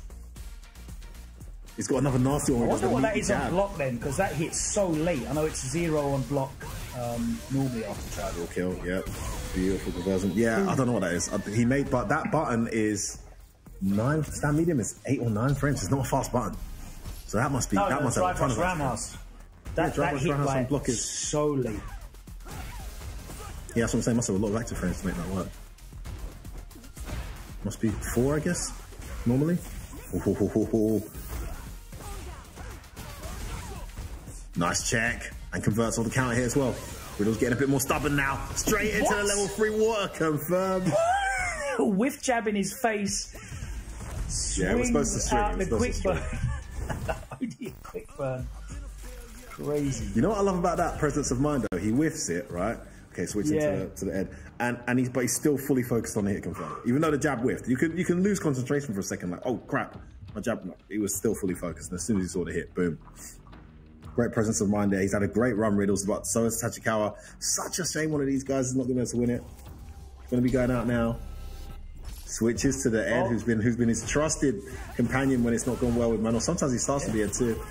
Yeah, the modern Ed did so much for him last year at Esports World Cup. He was one of the breakout players there. Big change up here for Riddles to get used to. Nice walk forward into that cross medium. Yeah, I didn't get the cancel late enough. Up too late, I think. But you know what's good about that is still safe. Oh, the heavy punch. Try shimmy me. Whiffed one. I do not listen. I got killed for doing that. How do people get away with that nonsense? He's a high level player. Somebody teach me. Oh, buttons, yeah. He tried to wake up buttons again. He's not having it.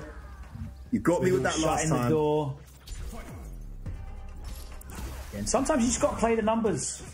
Nice counter hit conversion. Rock, paper, scissors, yeah, absolutely. I'm taking these throw baits. Nice. This punish. You got A little walk back. Sure, you activate there. Maybe you missed it.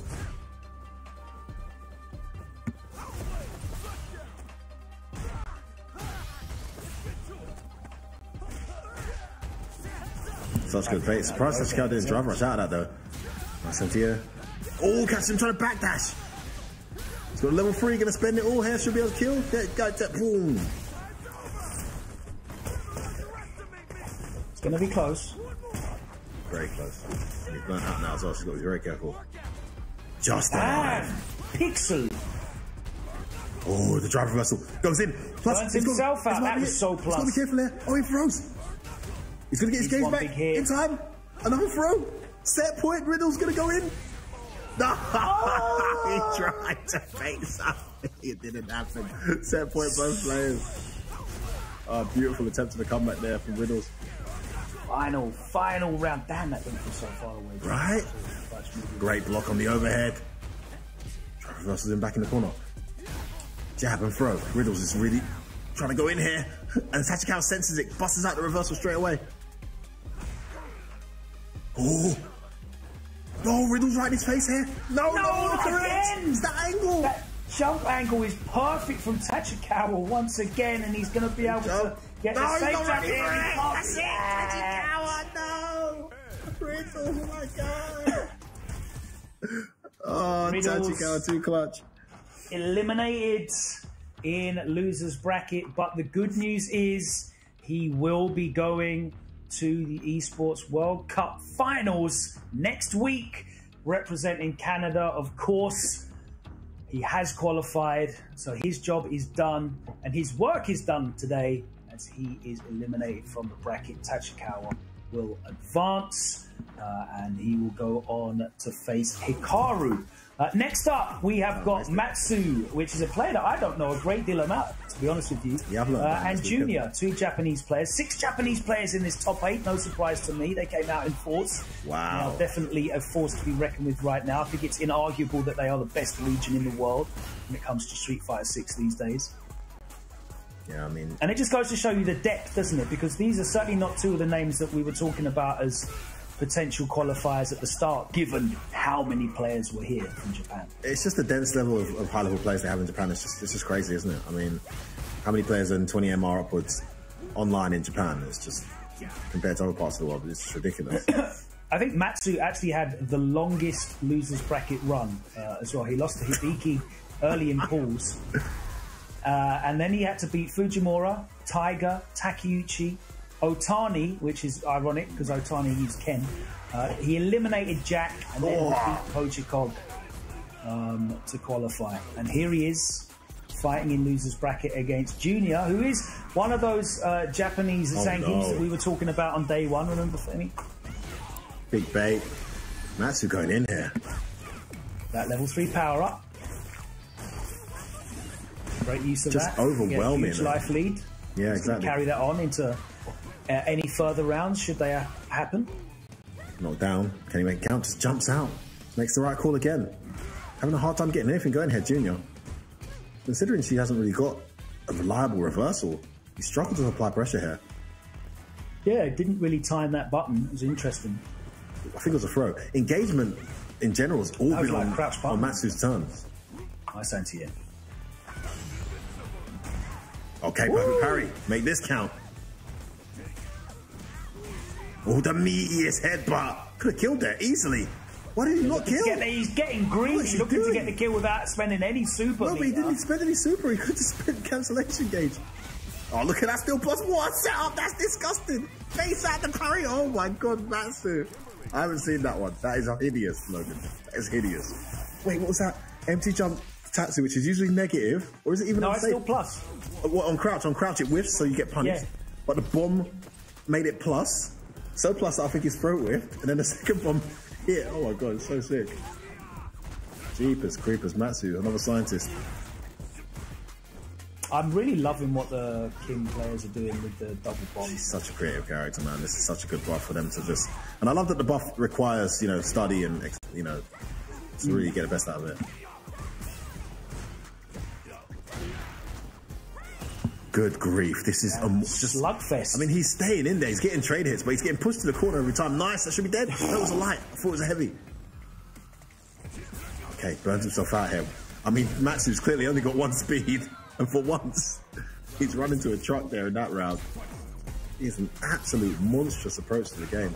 Yeah, Junior definitely showing some great responses because he SPD'd that drive rush earlier on and then checked him for the round. Matsu, though, as you said, oh my God, he's only going in one direction. Level 3, yeah, getting the level up. I like it. Decent life lead as well.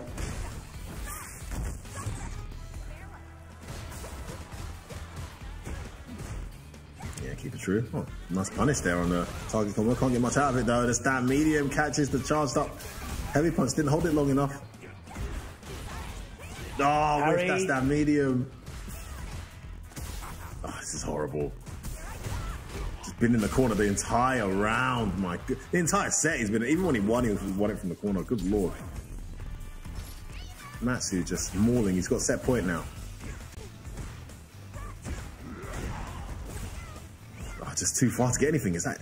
Yeah, Matsu's done a really good job of like pushing himself out to ranges where even if he does get clipped, there's not really a huge amount of reward at the moment for Junior.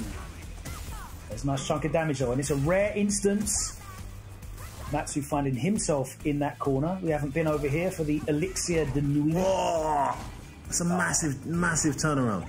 He had the corner, he had the spatial advantage, gets back thrown. And we've seen him again, that medium kick comes out. Oh, this is good. This is good. But watch out for the reversal. Yeah, tries to bait out. He knows he's got level 3 now, so you've got to respect Zangief a lot more. Put some delays in there, some neutral jumps. Oh, big bet doesn't pay off. See, yeah, I don't think you can kill Zangief here, can you? No, he's not going to try to. There it is again, the same setup. Oh, the parry. Oh, what a tech. Again. Oh, my God, where is he? Oh. Backs away. He goes in. Oh, the trap. Oh. The trap. The legitimate frame trap that used to be attackable. Ah, you gotta be, you know, wondering what you gotta do as Junior there. You guessed right so many times. But you know what, you got to stop. I think that's a great example of like what the win condition is for Street Fighter 6. And that is be the person who is asking the question, not the person who has to find the answer. 100%. Because that was all Matsu asking questions. Junior found a few answers, but they just were not enough, were they? He was getting a few clips in. All too often as well, Logan. Yeah, he was single hits. It was just very difficult. Even when he was like, they were slugging out and they're both trading hits, and then that round you called it out. Oh wow, big gamble there. Like, he still lost ground, even when our health was even. He still got put in the corner. Oh, all right, slippery. Tachikawa versus Karu. Tachikawa in player 1, of course. Pulled out the throw attempt there with that check.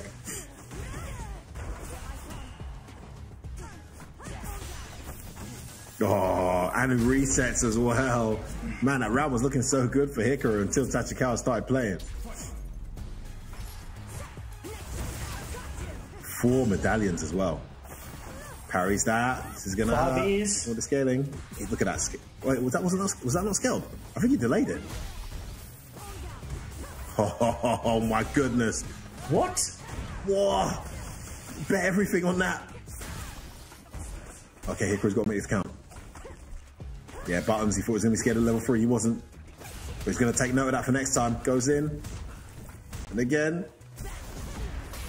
The jump. Oh, he's out. Oh, no. He's out. I think he thought he had meter. He doesn't. What a trap. What was that? Wow. What was that? A huge error from Tachikawa. Lets Hikaru off. And he gets caught by the trap. Converts into the super. Love to hear what the reason was why he just did a heavy punch. Nothing there. Maybe just. I think it. I mean, it might have been like you said. Just thought he would come out. It's maybe gonna he hurt. put something and it didn't come out. We'll never know. A huge drop though, wasn't it? Called out the drive impact like right away. I love the trap that Hikaru set as well to kill him. Heavy punch into the stand short. Gets away that jump in. Oh man, she's been on 5 medallions forever and hasn't got any momentum since. Hikaru's just playing a perfect game, but can still get killed here in 2.5 grabs. Starting from here. Knockdown. Oh, there's one. There we go. First one. Next hit wins it. Look at the damage. Oh, the low. Beautiful delayed low from Hikaru. 2 counter hits back to back. And I can't remember where the super meter was, but perhaps Tachikawa a little bit too respectful of the wake up. She had level 3, yeah. That's why it was. Oh, no, wait. I don't know. No, Aki had. Yeah, I think Aki did that level 3. He did have super at least. I was looking at the bottom left screen. Oh, nice bait. The stand throw's been getting Hikaru killed a fair bit. We didn't see him do that much in his last set. So getting Tachikawa killed a little bit. It's caught trying to jump out. Big punish as well. Oh. Jumps out again. Wanted the grab. This time it does work out. Saw it come in. And another wake up. But he gets baited out. Okay, great reaction there. Frame advantage. Oh, oh. Trying to bait that stand throw again. Doesn't come. Look at this life lead there for Hikaru. Playing this really well despite being baited. Oh, the stand medium very hard to whip on this. Finally gets it. Such an annoyingly good button. Beautiful jump back. Oh, and he knew she was going to chase. What a call out. That's how you know these guys are playing each other. Once. He knows you're going to chase it. He knows it's your frame, your turn. No, it isn't. Tachikawa's jump angles are crazy. Absolutely ridiculous. Yeah, I mean, that normal she has gives her... We'll catch him trying to press buttons. Yeah, get back in the corner. Ready this time. Just as you said it, Logan.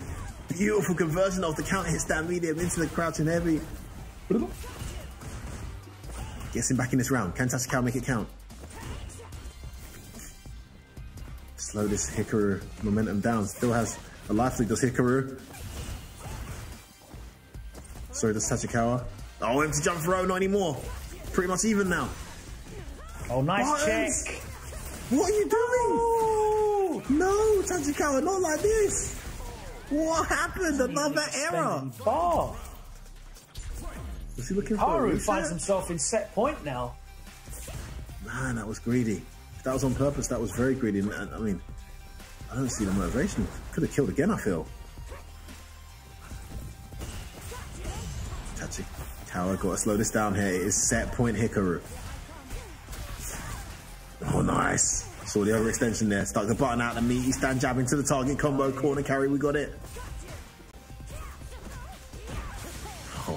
Oh, the confirm as well. And right now, Hikaru's got his timing down because Tachikawa getting counter hit all over the place. Nicely spaced. The back dash forward movement is calling him out. Yeah, that was the angle. And it breaks out the stand throw. It's going to be Hikaru that takes it. Tachikawa will be ruining some of those mistakes he made throughout the set. But it is what it is. Hikaru able to capitalize. And a 2-0 victory. He will march on in the loser's side. Tachikawa eliminated from the bracket, finishing in 5th as it goes for the seeding. Of course, all of these players in top 8 already qualified for the Esports World Cup finals that will happen next week for Street Fighter 6. We are playing this top 8 right now just for seeding purposes. Of course, we also gained Vivism and DCQ, I believe it was, as the 10th and 9th place qualifiers as well. 10 places open for that Esports World Cup here. And here we go. Matsu looked very, very impressive. Hurricane and Kinchi off stream, are we? It looks like it's... No. This is the second losers quarter final.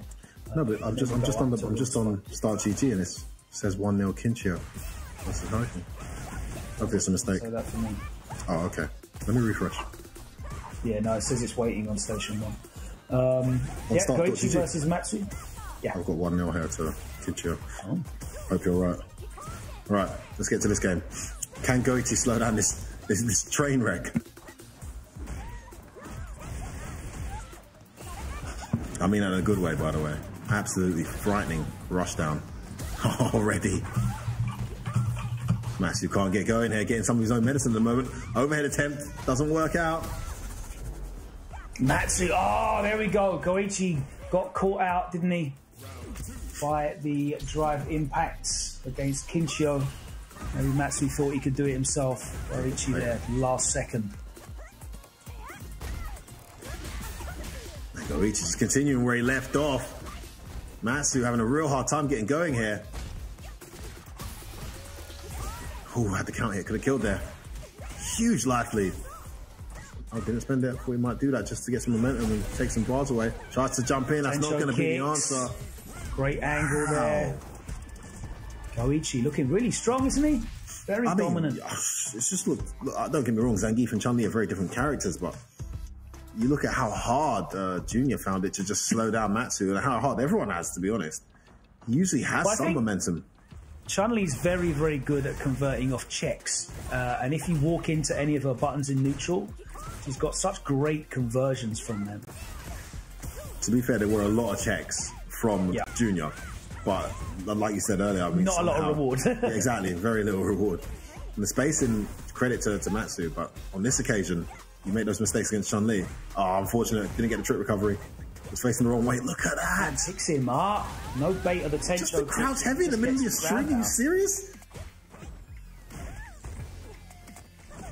Empty jump, sweet. Just take what you can, Logan. Bro, Street Fighter 6 is so fun at the moment. Just watching high-level players make the wildest reads. Oh, no, that's not the right choice. That was a counter hit on landing, so I'm not sure what Matsu pressed.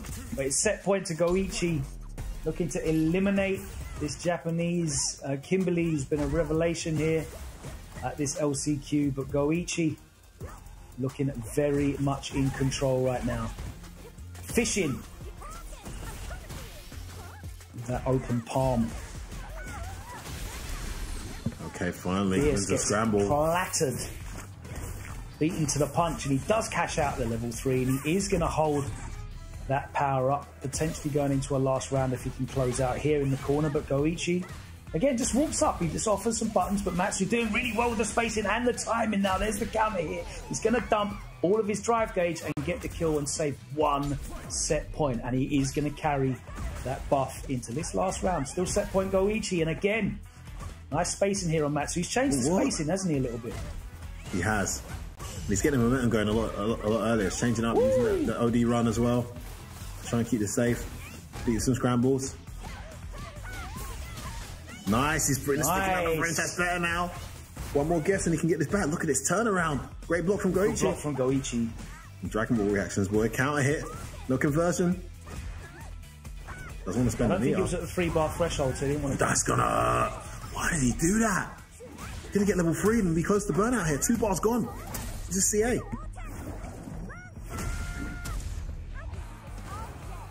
All right.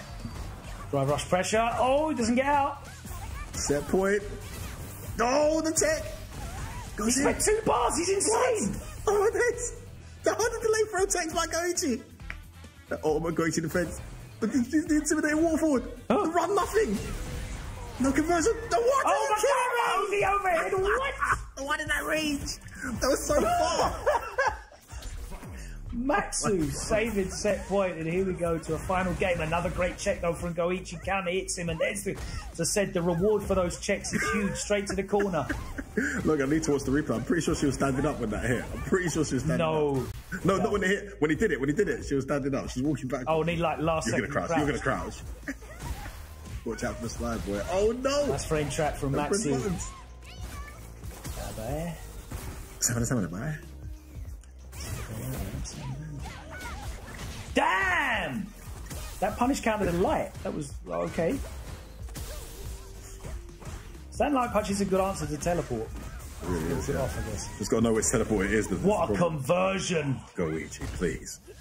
Why are you like this? Let's get to set point again.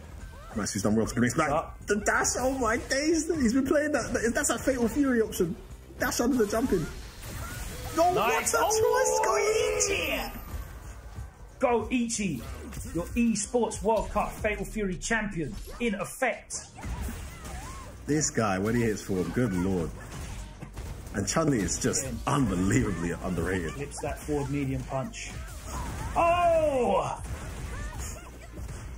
Goichi going coast to coast right now. Elbow sweep again. Yeah, we're getting everything. Oh. Oh my days. Set point Goichi. Matsu's trying to slow it down. Has to respect this. I feel like Chun-Li is one Yeah, he's definitely one hit away now from the kill. Oh no, definitely one hit now. Yeah. After that throw, yes, 100%. Oh, bro, bait out the OS, but didn't get punished. Burnt out. Catches him trying to do the empty jump elbow. Don't you dare. Sweet. And that is gonna be it. Goichi just one too many times. Was able to check. Matsu, as you said, only really had one gear, and he was good at mixing up the spacing. He definitely changed that up mid-set. But it was all forward all the time. And there we go. We can see. Good news for you, F-Word. They haven't started that winners finals. Thank heaven. We're going to get into that right now. Kincho against Hurricane, 2 online gods. Hurricane's got over 10,000 hours in ranked. Did you know that? I didn't know that. That's madness. Over 10,000 hours in ranked. Not on the game, just in ranked. Just in ranked. That's crazy. Kincho, of course, took his Terry to 2,300 MR, which is just a ludicrous number. Jeez. Oh, what are you walking to, says Hurricane. And here they are, both in winners finals, proving attacking that gauge. He wants to burn out. Online is a legitimate training ground right now. Oh, beautiful netcode that we've got. Damn. Statement with the level 1. He's such a secure fast the starter. perfect. He definitely didn't need to do that. He could have just ended with a DP and like just got the one hit. You reckon that would have killed? No, but he had such a huge life lead. Oh no, always finish it play though. Come on, we spoke about this yesterday. I would have happily let him get away with that because he needed a single touch. But I like that. This guy hasn't lost the game. Right? Yeah, finish your play, finish your play. He lost one game to Goichi. That was his first game dropped. Fair enough, fair enough. Oh, looks like it's going to be second game dropped here, Logan. What has happened there? Hurricane. Walked straight into the eye of the Hurricane. That crouching medium punch. And this is what we've all known the whole time. Because we remember, you were there, 2017, his first Evo. We saw him absolutely clean infiltrations clock in top 96. We saw him 1 round away from sending Fudo to losers in top 32. Oh, he's always been more than... I mean, it's just a shame. Finished 17 at his first ever Evo in Las Vegas. He wasn't able to travel after that. But here he is. Yeah, we know how good he is. We know how the work he puts in. He's already booked himself in the finals. He's looking to go one further here and take out the #1 online player. Finally, someone gets this guy to protect. Oh, like that's Hurricane. Hurricane. He's getting mixed, mate. Oh my! What's your dome, son? This is what we have to look forward to next week. Some of the greatest players in the world are going to have to deal with this. Oh, it's all working. Counter hit makes the throw with. He's going to get burnt out. No, it's a throw inside. Oh, you're going to go in. Oh, the perfect spacing. Oh, it's too much. No. Don't take the bit now. Listen, Hurricane, no, finish your play. I don't like that you did that. That might come back and bite him now. Oh, no. What a linked. What a pick up. Yeah, beautiful. The lane switch, okay. To the corner you go. Stunned him and didn't make it count. Is it going to cost him? I think it is. Big damage incoming. Doesn't even need a meter to spend. And you love to see it. That conversion. We saw a Hurricane spending the resources in that first round to get the kill, just to make sure. Getting too cocky there. Nice choice. Hurricane had the set there potentially. Wouldn't have been able to kill, but would have had a huge life lead. Oh, and he's getting baited out now. The drive reversal doesn't work out. Target combo, sensor down. Life lead now for Kichio. He's back in this set. Oh, Hurricane has to bust out a reversal, but he's almost burnt out now. He knows he can't throw fireballs. Hurricane's got that level 3. Nice. Oh, gets tossed back into the corner, and Kincho. No, he did it! No, he did it! He did the Hurricane! He did the Hurricane! Hurricane! He can't keep getting away with this. He's still alive! He's still alive! Oh, he's burnt out here. No! What are you doing, man? He didn't get away with it, and that is the double-edged sword of Hurricane. Moments of greatness Kichio. and moments of lateness. Oh, he last minute crouched that. Corner specific conversion as well. Oh, the roundhouse catches the pick cannon up. strike. What a choice. No overhead. He's doing it anyway, but the back throw. Nice whip punish. Oh, the empty jump low. What's it going to be? No, trying to switch it up, but he's ready and he gets that punish skills, gets to the lane. Ground pound. Gonna go to max damage here. Oh my days, this guy. Are you okay? What a conversion. This character is so sick. What a character design. What's that last part? Try for us. I'm gonna need to go trading mode and bust that out. That was disgusting. Oh, don't press buttons. All right, reach the empty jump. Big bait here from Hurricane. Can he make it count? Spends it all. To the corner you go. Takes the damage. Doesn't go for the Oki. Oh, no anti-air. No anti-air. Oh, everything working. He's got level 3. He can spend it. No, didn't spend it. Why did? No, seriously, that's twice now. Logan, that's twice. It's twice. Oh, at least he blocked you overhead. It's twice. Oh god. Oh, he's god. getting mixed. No. Hurricane, not like this. Safe jump. Overhead block. Oh, the block. He invited this pressure. It's going to cost him. Can he recover? That's not plus. Oh, he gets it. Hurricane. He's finally at the end. Oh my goodness. Finally gets his opening. But you know what? The irony, he's given that momentum. Kichio just built 2 bars pretty much from that momentum. He's almost got level 3 now too. Just from not killing him. Right. Damn. All right. What's up, reversal? Rising tackle. Set point both players. Beautiful catch. I can't believe Safe that jump again from that far away. That's crazy. Jab throw. He's in the corner. One hit will kill here. Oh, Hurricane not flinching. Oh my goodness, what was that? Wow. What was that, Logan? That was disgusting. Oh, good block. Nice block. Trade, not a good trade for Hurricane. Set point. Kichio with a big lead. Hurricane trying to bait something out there. Oh, he gets him low. He's got the critical out. Kill. Empty jump crouch. He's going to get the kill.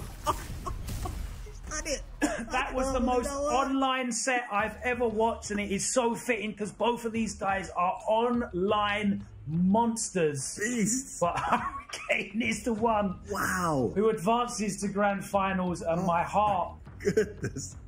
What on earth are we watching? Video kick. Oh, at least entertaining. Man, that set was explosive as hell. Kichio, when he gets going, he is an absolute... His conversions are ridiculous. I ain't seen some... There's 2 conversions I haven't seen before. Yeah. There's one into the level 1 where he did the full mid-screen one. Full screen corner carry. Yeah. I'm going back to check that one. That was disgusting. I'm not going to lie. I don't really see people use that target combo mid-screen either very much. Yeah, the Oki looks a lot better. People usually go for the stand medium punch, stand roundhouse one, right? Yeah, but you don't get as good a dash up for that one. Yeah, man, very interesting choices from and just really clinical pull-ups. Well, it's Hurricane with all the right reads. Who's playing Cam here? All right, Goichi is back. Is this the character that I've seen him play? I think it was Cammy. Yeah, not mine. I think it was, right? And that makes sense against Aki. Yeah, I think he saw Hurricane earlier, just going for a straight counter pick, really. Can be a very tricky match for Aki, especially when the Cammy's got all the right reads. Yeah, especially at certain angles, and if you use the fast, like the OD dive kick, it's difficult for her to... Even though it's a lot more reliable now, the anti-air lash, the angle's a bit weird. Worst character to be in Burnout against, in my opinion. She is horrible in Burnout. Lucky he's gone for an early one here. Won't be able to kill. Just take a huge life lead. Oh my god, that was disgusting. Looked like the overhead. It wasn't. It was a meaty low. And Goichi gets Huge first round from Hikaru. Huge first round.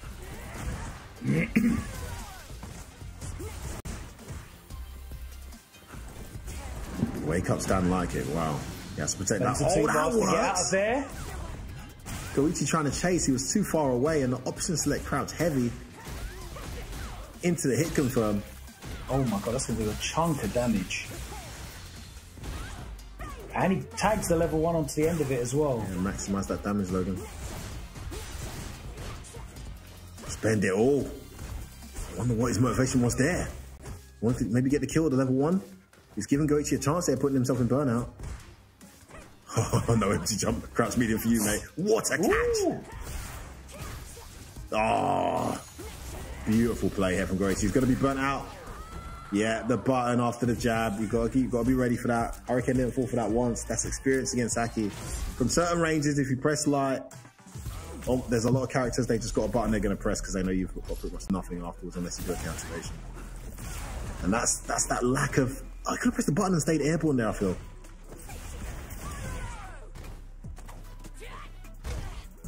Can Goichi turn this around? Has her corner. It's a good start. Oh.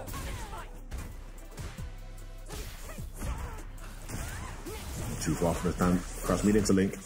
Oh, catches her with the fireball and sends her flying to the other side.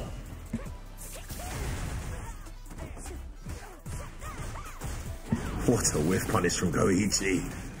Doesn't matter who he picks, he's ready. He's gone straight back in. Oh my goodness, Logan, what was that? What was that? That was disgusting. That was like... I ain't seen that before. Sorry guys, those of you who watch this guy online all the time, I've seen plenty of Hickory. I'm going to have great fun going back through this. Oh my god. Yeah, I need to clip that. Wait, let me write this moment down. That is insane. What the hell? Hikaru now at set point looking to eliminate Goichi, but he's got him in the corner. There he does bait out the throw. Wake up level 1. Do it. Goichi chilling at full screen. Life lead firmly in Hikaru's favour, but Goichi drive rush back medium punch, certainly very plus there. Stalking him down. What's he looking for? Oh. Nice air to air from Hikaru. Oh, good blocks. Oh, what a trap! Oh! Roundhouse That is going to be it. Yeah. Caught Goichi just trying to walk in after the back of that. Caught the start up of whatever button Goichi was thinking of pressing, because I don't think we even got to see past the first frame of startup animation there on that counter hit. And Goichi is eliminated from the bracket in 4th place, but of course already booked his spot in the finals that will be happening next week. We will proceed with our final 3 in a minute. We have losers semi-final up next, as F-Word said, and that will be Kinsho versus Hikaru. Yeah, that's correct. Yeah, we'll have Kinsho versus Hikaru, losers final next, and then of course culmination with grand finals. But it's been a great run so far. We're going to take a short pause for the cause. Don't go anywhere. It's literally going to be a short pause for the cause, a minute or so, and then we'll conclude this top 8 bracket from the Esports World Cup last chance qualifier on the other side. See you then.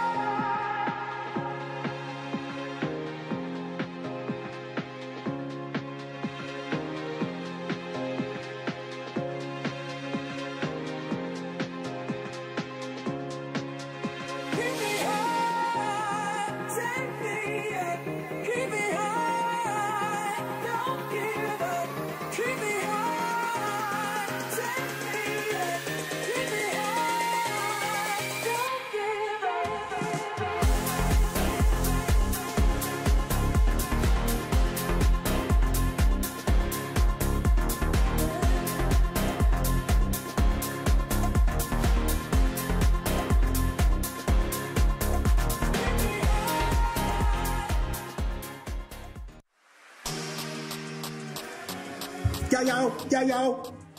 Just give me the mic. Woo! It's been a while since I've done one of those. Logan, top 3 time. We've seen some crazy matches, some incredible plays from a bunch of these players. We're down to the final 3. We're going to crown the winner. And as you mentioned earlier, yeah, it's not necessarily going to have an impact. These guys are all qualified. They've already celebrated. But as I mentioned, man, this is one hell of a tournament to win. And taking momentum through to next week must count for something too, I'd imagine. And what a joy it is for us both to be here calling the action as our long-time community member and good friend Hurricane sits in grand finals on winner's side.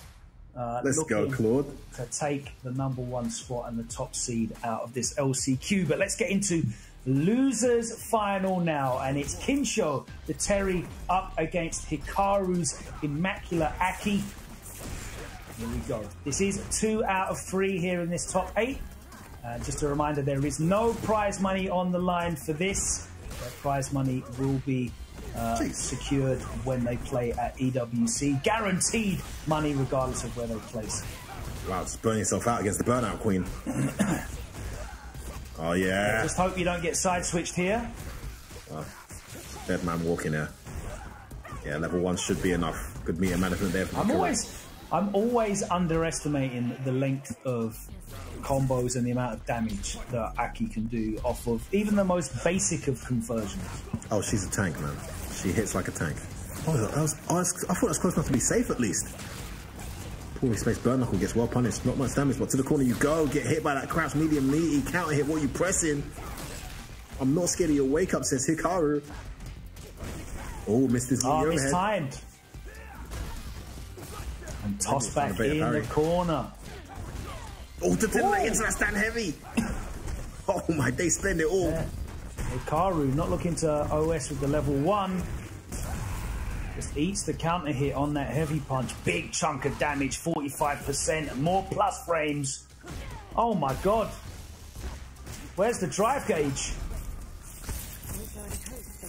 Oh, blown up by the counter hit frames. Counter hit light punch into throw. We've been seeing that mess people up since Street Fighter 4, I think. And you're in burnout as well with no meter. This is game over, mate. I'm calling it. I don't know what you're supposed to do, mate. No meter against her in burnout. It's probably the most legitimate burnout string in the game. I mean, Terry's one is good, but you can actually, if you've got an anti-air, invincible to airborne moves, you can actually deep air. So, it's not that good. Nothing you can do to Aki, boy.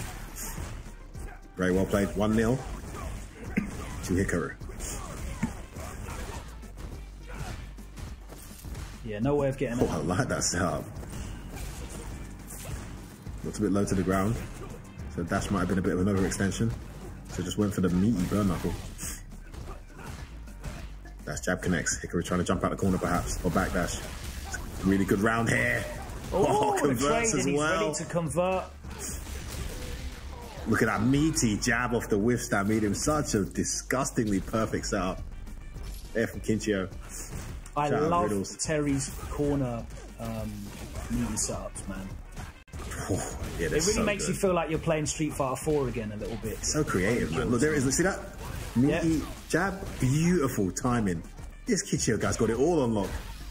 Everything perfectly timed. Hikaru does the same, but he's not getting a chance to get him. He's a dead man. 3 lights into the level 2. Boom. Kinsho. I'll tell you what, it's I don't want to make it about myself, but it's kind of like to see a player of Hikaru's caliber just guess wrong so many times on wake up. Makes me feel a bit better about myself. I get beat so bad sometimes. Like, how can I not guess right just once? But hey, man, it's Street Fighter 6, man. It can happen to anyone. Unbelievable reads and calls there from Kinchio. Yeah. Well, I've seen you play Problem X in Street Fighter 4. So. Well, let's not bring that up, mate. Yeah. I know there's certainly multiple. Street Fighter 4. No one talks about that game anymore, son. Come on, son. Oh, almost baited the anti-air out. I can't believe he crouched heavy punched Hurricane's dive kick. I'm clipping that too. And had the full cancel into the OD crack shot. It is sick. Bloody hell. This Kinchio guy, we need to get him to more tournaments. Okay, I say that as he's getting his head bust, but 1-0 up here. Oh my god, Hikaru. No, tried it. Bust the wolf, are you okay? Oh, gets away with that jump in. Oh, tries to bait out Stanford, doesn't come. Trying to burn her out now. Nice jab check on the approach. And the confirm one again. button confirm off the crash media. His confirms are so clean, Logan. Medium kick. Beautiful play from Hikaru.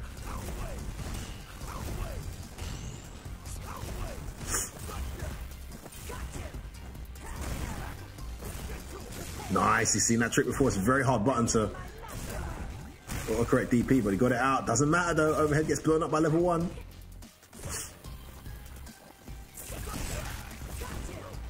Oh.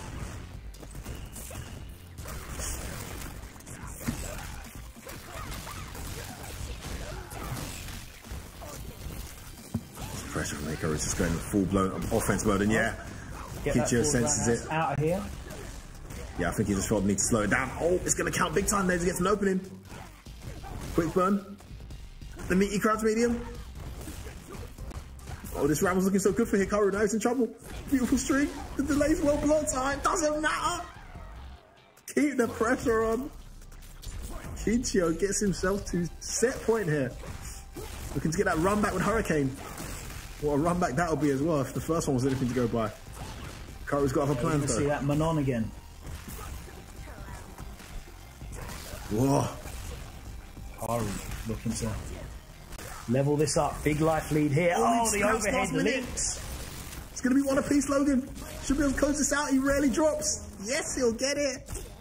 Hikaru tying it up. Kichio was looking poised for the finals there. Wait, what? I'm back with Hurricane. Kichio won the first game, didn't he? Yeah, I'm sure he did.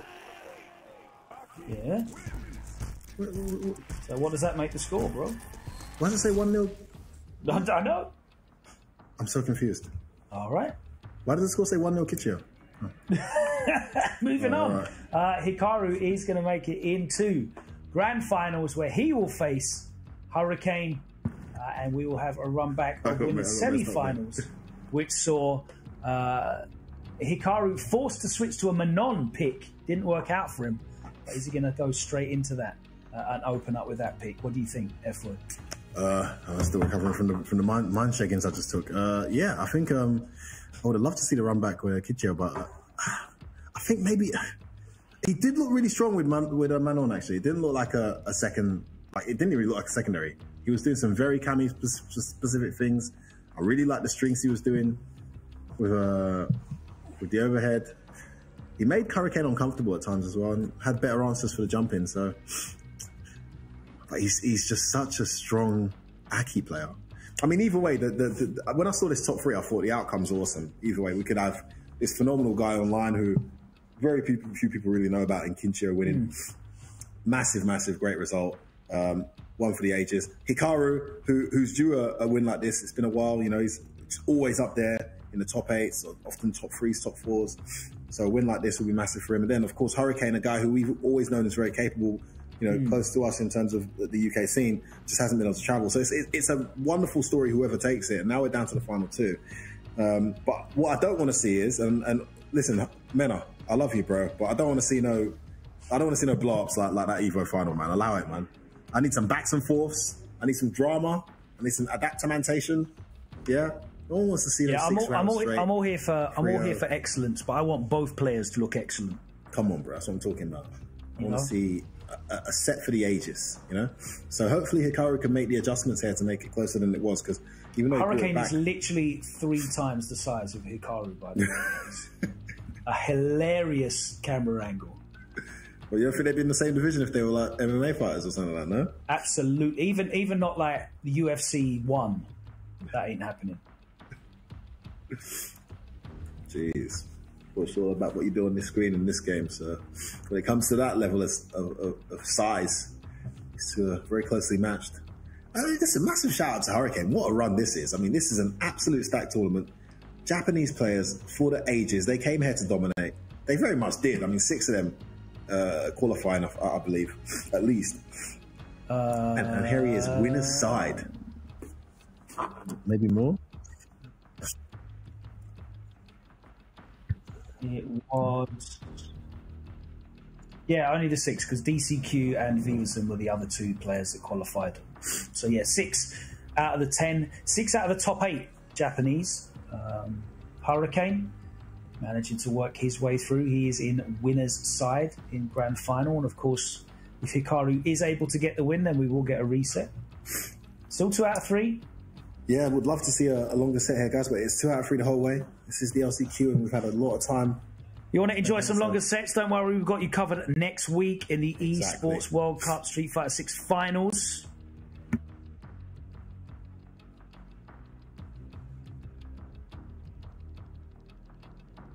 Hikaru needing to win 2 sets here. He's on the loser's side. Anyone not familiar with Street Fighter, we play it that way. It's whole sets. Winner's side means that you are essentially, unofficially, you just need to win the 1 set to win the tournament. Loser's side means you need to win the 2 sets. 2 out of 3 sets required for Hikaru to get here. Hurricane already frightening as it is when he isn't on a winner's side. Imagine what it's going to be like now with a bracket in his favor. I imagine some risks will be taken, some audacious setups, maybe on display here, Logan, as well as solid classic Hurricane play. And it is going to be Aki. I agree with this choice. I agree with this. Played well against Goichi earlier.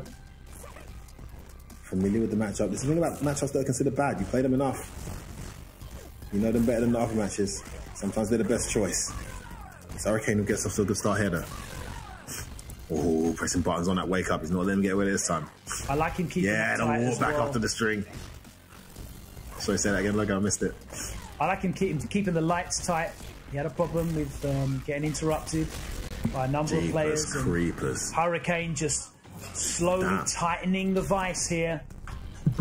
Yeah, and I like using that lovely Kami walk back speed after the 3 strings, because you know these Akis want to play that, press that stand medium. They think the string's over. Nice check. No need to convert as long as you stop the Aki pressure. She's going to go in now, though. Engagement only on Hurricane's terms so far. Hurricane having a hard time getting this game going. Oh, strange sweep attempt from Hurricane. Tries to parry. Well baited. That jump angle again. Wow, instant back throw. Pays off after the jump light kick. Looking for that confirm. Oh, big jumping on the button. There it is. Keep those strings tight. Nice block. Well parried overhead. Hikaru. Too close. Oh, no. Still with the life lead. Oh! Keeping that life lead up. There's that empty jump crouch medium. Hikaru catching onto it. No! He tried it. No, he dropped it. A rare drop from Hikaru is going to cost him the first game. Not like this. Loser's side. Big drop. Should have been 1 round apiece. Hurricane now it's really Hurricane. Tournament game off the back of that drop. The classic hooligan throw finally ducked. Finally ducked, yeah. Only to lose anyway. Poor Hikaru. Maybe a bit nervous here in this grand final. Hurricane, 1 game away now from being the EWC Street Fighter 6 2025 winner for the LCQ. I mean, what an achievement that's going to be. Think about the names that travelled down here. Winner's side as well. Good last minute block.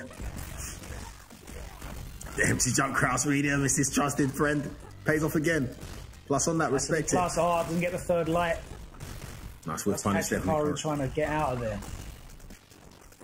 Now Hikaru turning it round with the life lead, back and forth, respecting each other here. Oh, and then he ducks again. But he gets opened up by the hacks kick. Or jumping now. Hikaru, all sorts of problems these jumps. And again. So if you're not going to play Manon with that OD on point. Oh! Nice cancellation, Hikaru. With the mark, with the meter. Oh! Thought cancel was coming, it didn't come. Gambling. And he can afford to gamble. Yeah, one winner side and 1 game up. Can Hikaru make this count though? The buttons. Didn't go straight into the conversion. Could have gone straight to medium. Oh, jump down kick. Hikaru really doesn't want this Hurricane pressure. Trying to stay in neutral. Doesn't want to be in jump range even. Doesn't want to throw fireballs either. Here's 1. Hurricane jumps over it. Oh, he runs into a button. Oh no, Hikaru, you poor soul. It's tournament point Hurricane.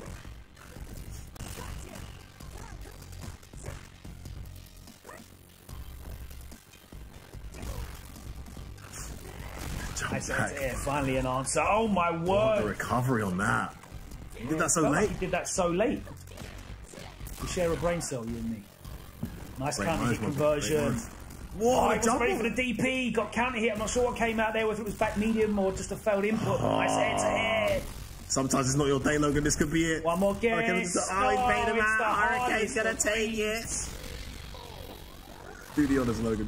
Do the honors, son. Hurricane takes the win straight through on winner's side. Wow. And he is your EWC Street Fighter 6 last chance qualifier champion, taking that top seed. He will be going in to next week's draw with a favourable position, but all 10 of these qualified players can be happy with themselves, as of course Hikaru, Kincho, Goichi, Matsu, Tachikawa, Junior and Riddles all qualify alongside DCQ and V Wisdom. There you can see the brackets there. Hurricane cruising through in the winner's side, straight into the grand finals. He had a fantastic set with Kincho in that winner's final. That was real back and forth stuff. Watch that back in detail, man.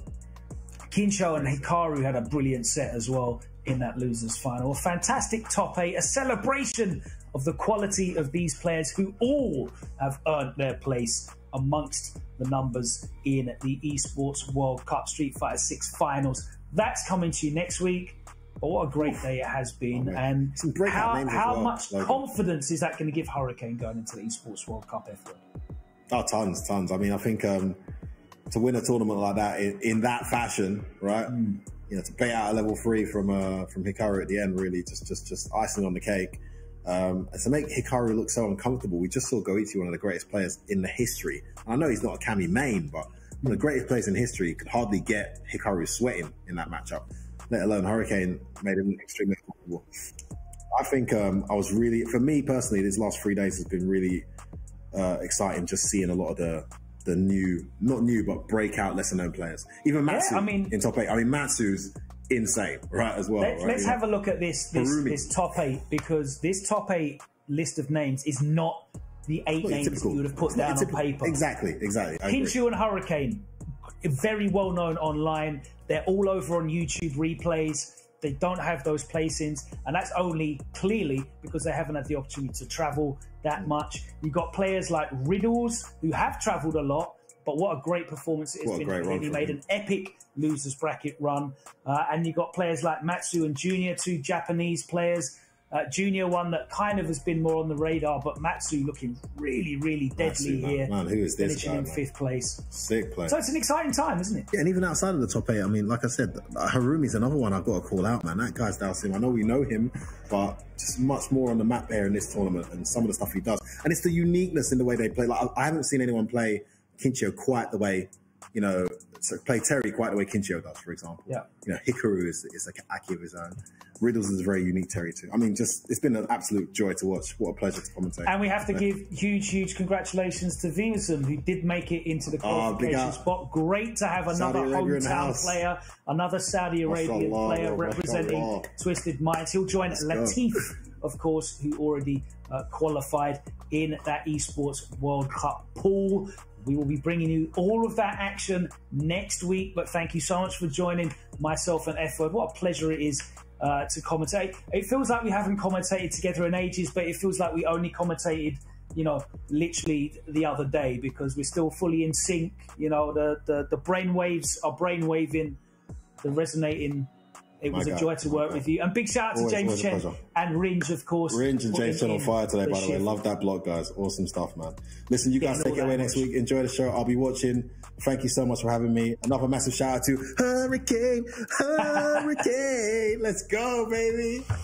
Thanks very much to the production team. It's been a beautiful experience. And shout outs to all the TOs as well, getting through 256 players. But that is a wrap. Make sure you go and check out the culmination of Tekken 8 that's happening right now as well. That's super exciting. Shout out to my guys Rob, Milosh and Spag holding it down with the hosting. But that is it from us. Take care, and I will see you next week in Riyadh for Esports World Cup Street Fighter 6 Finals. Take care.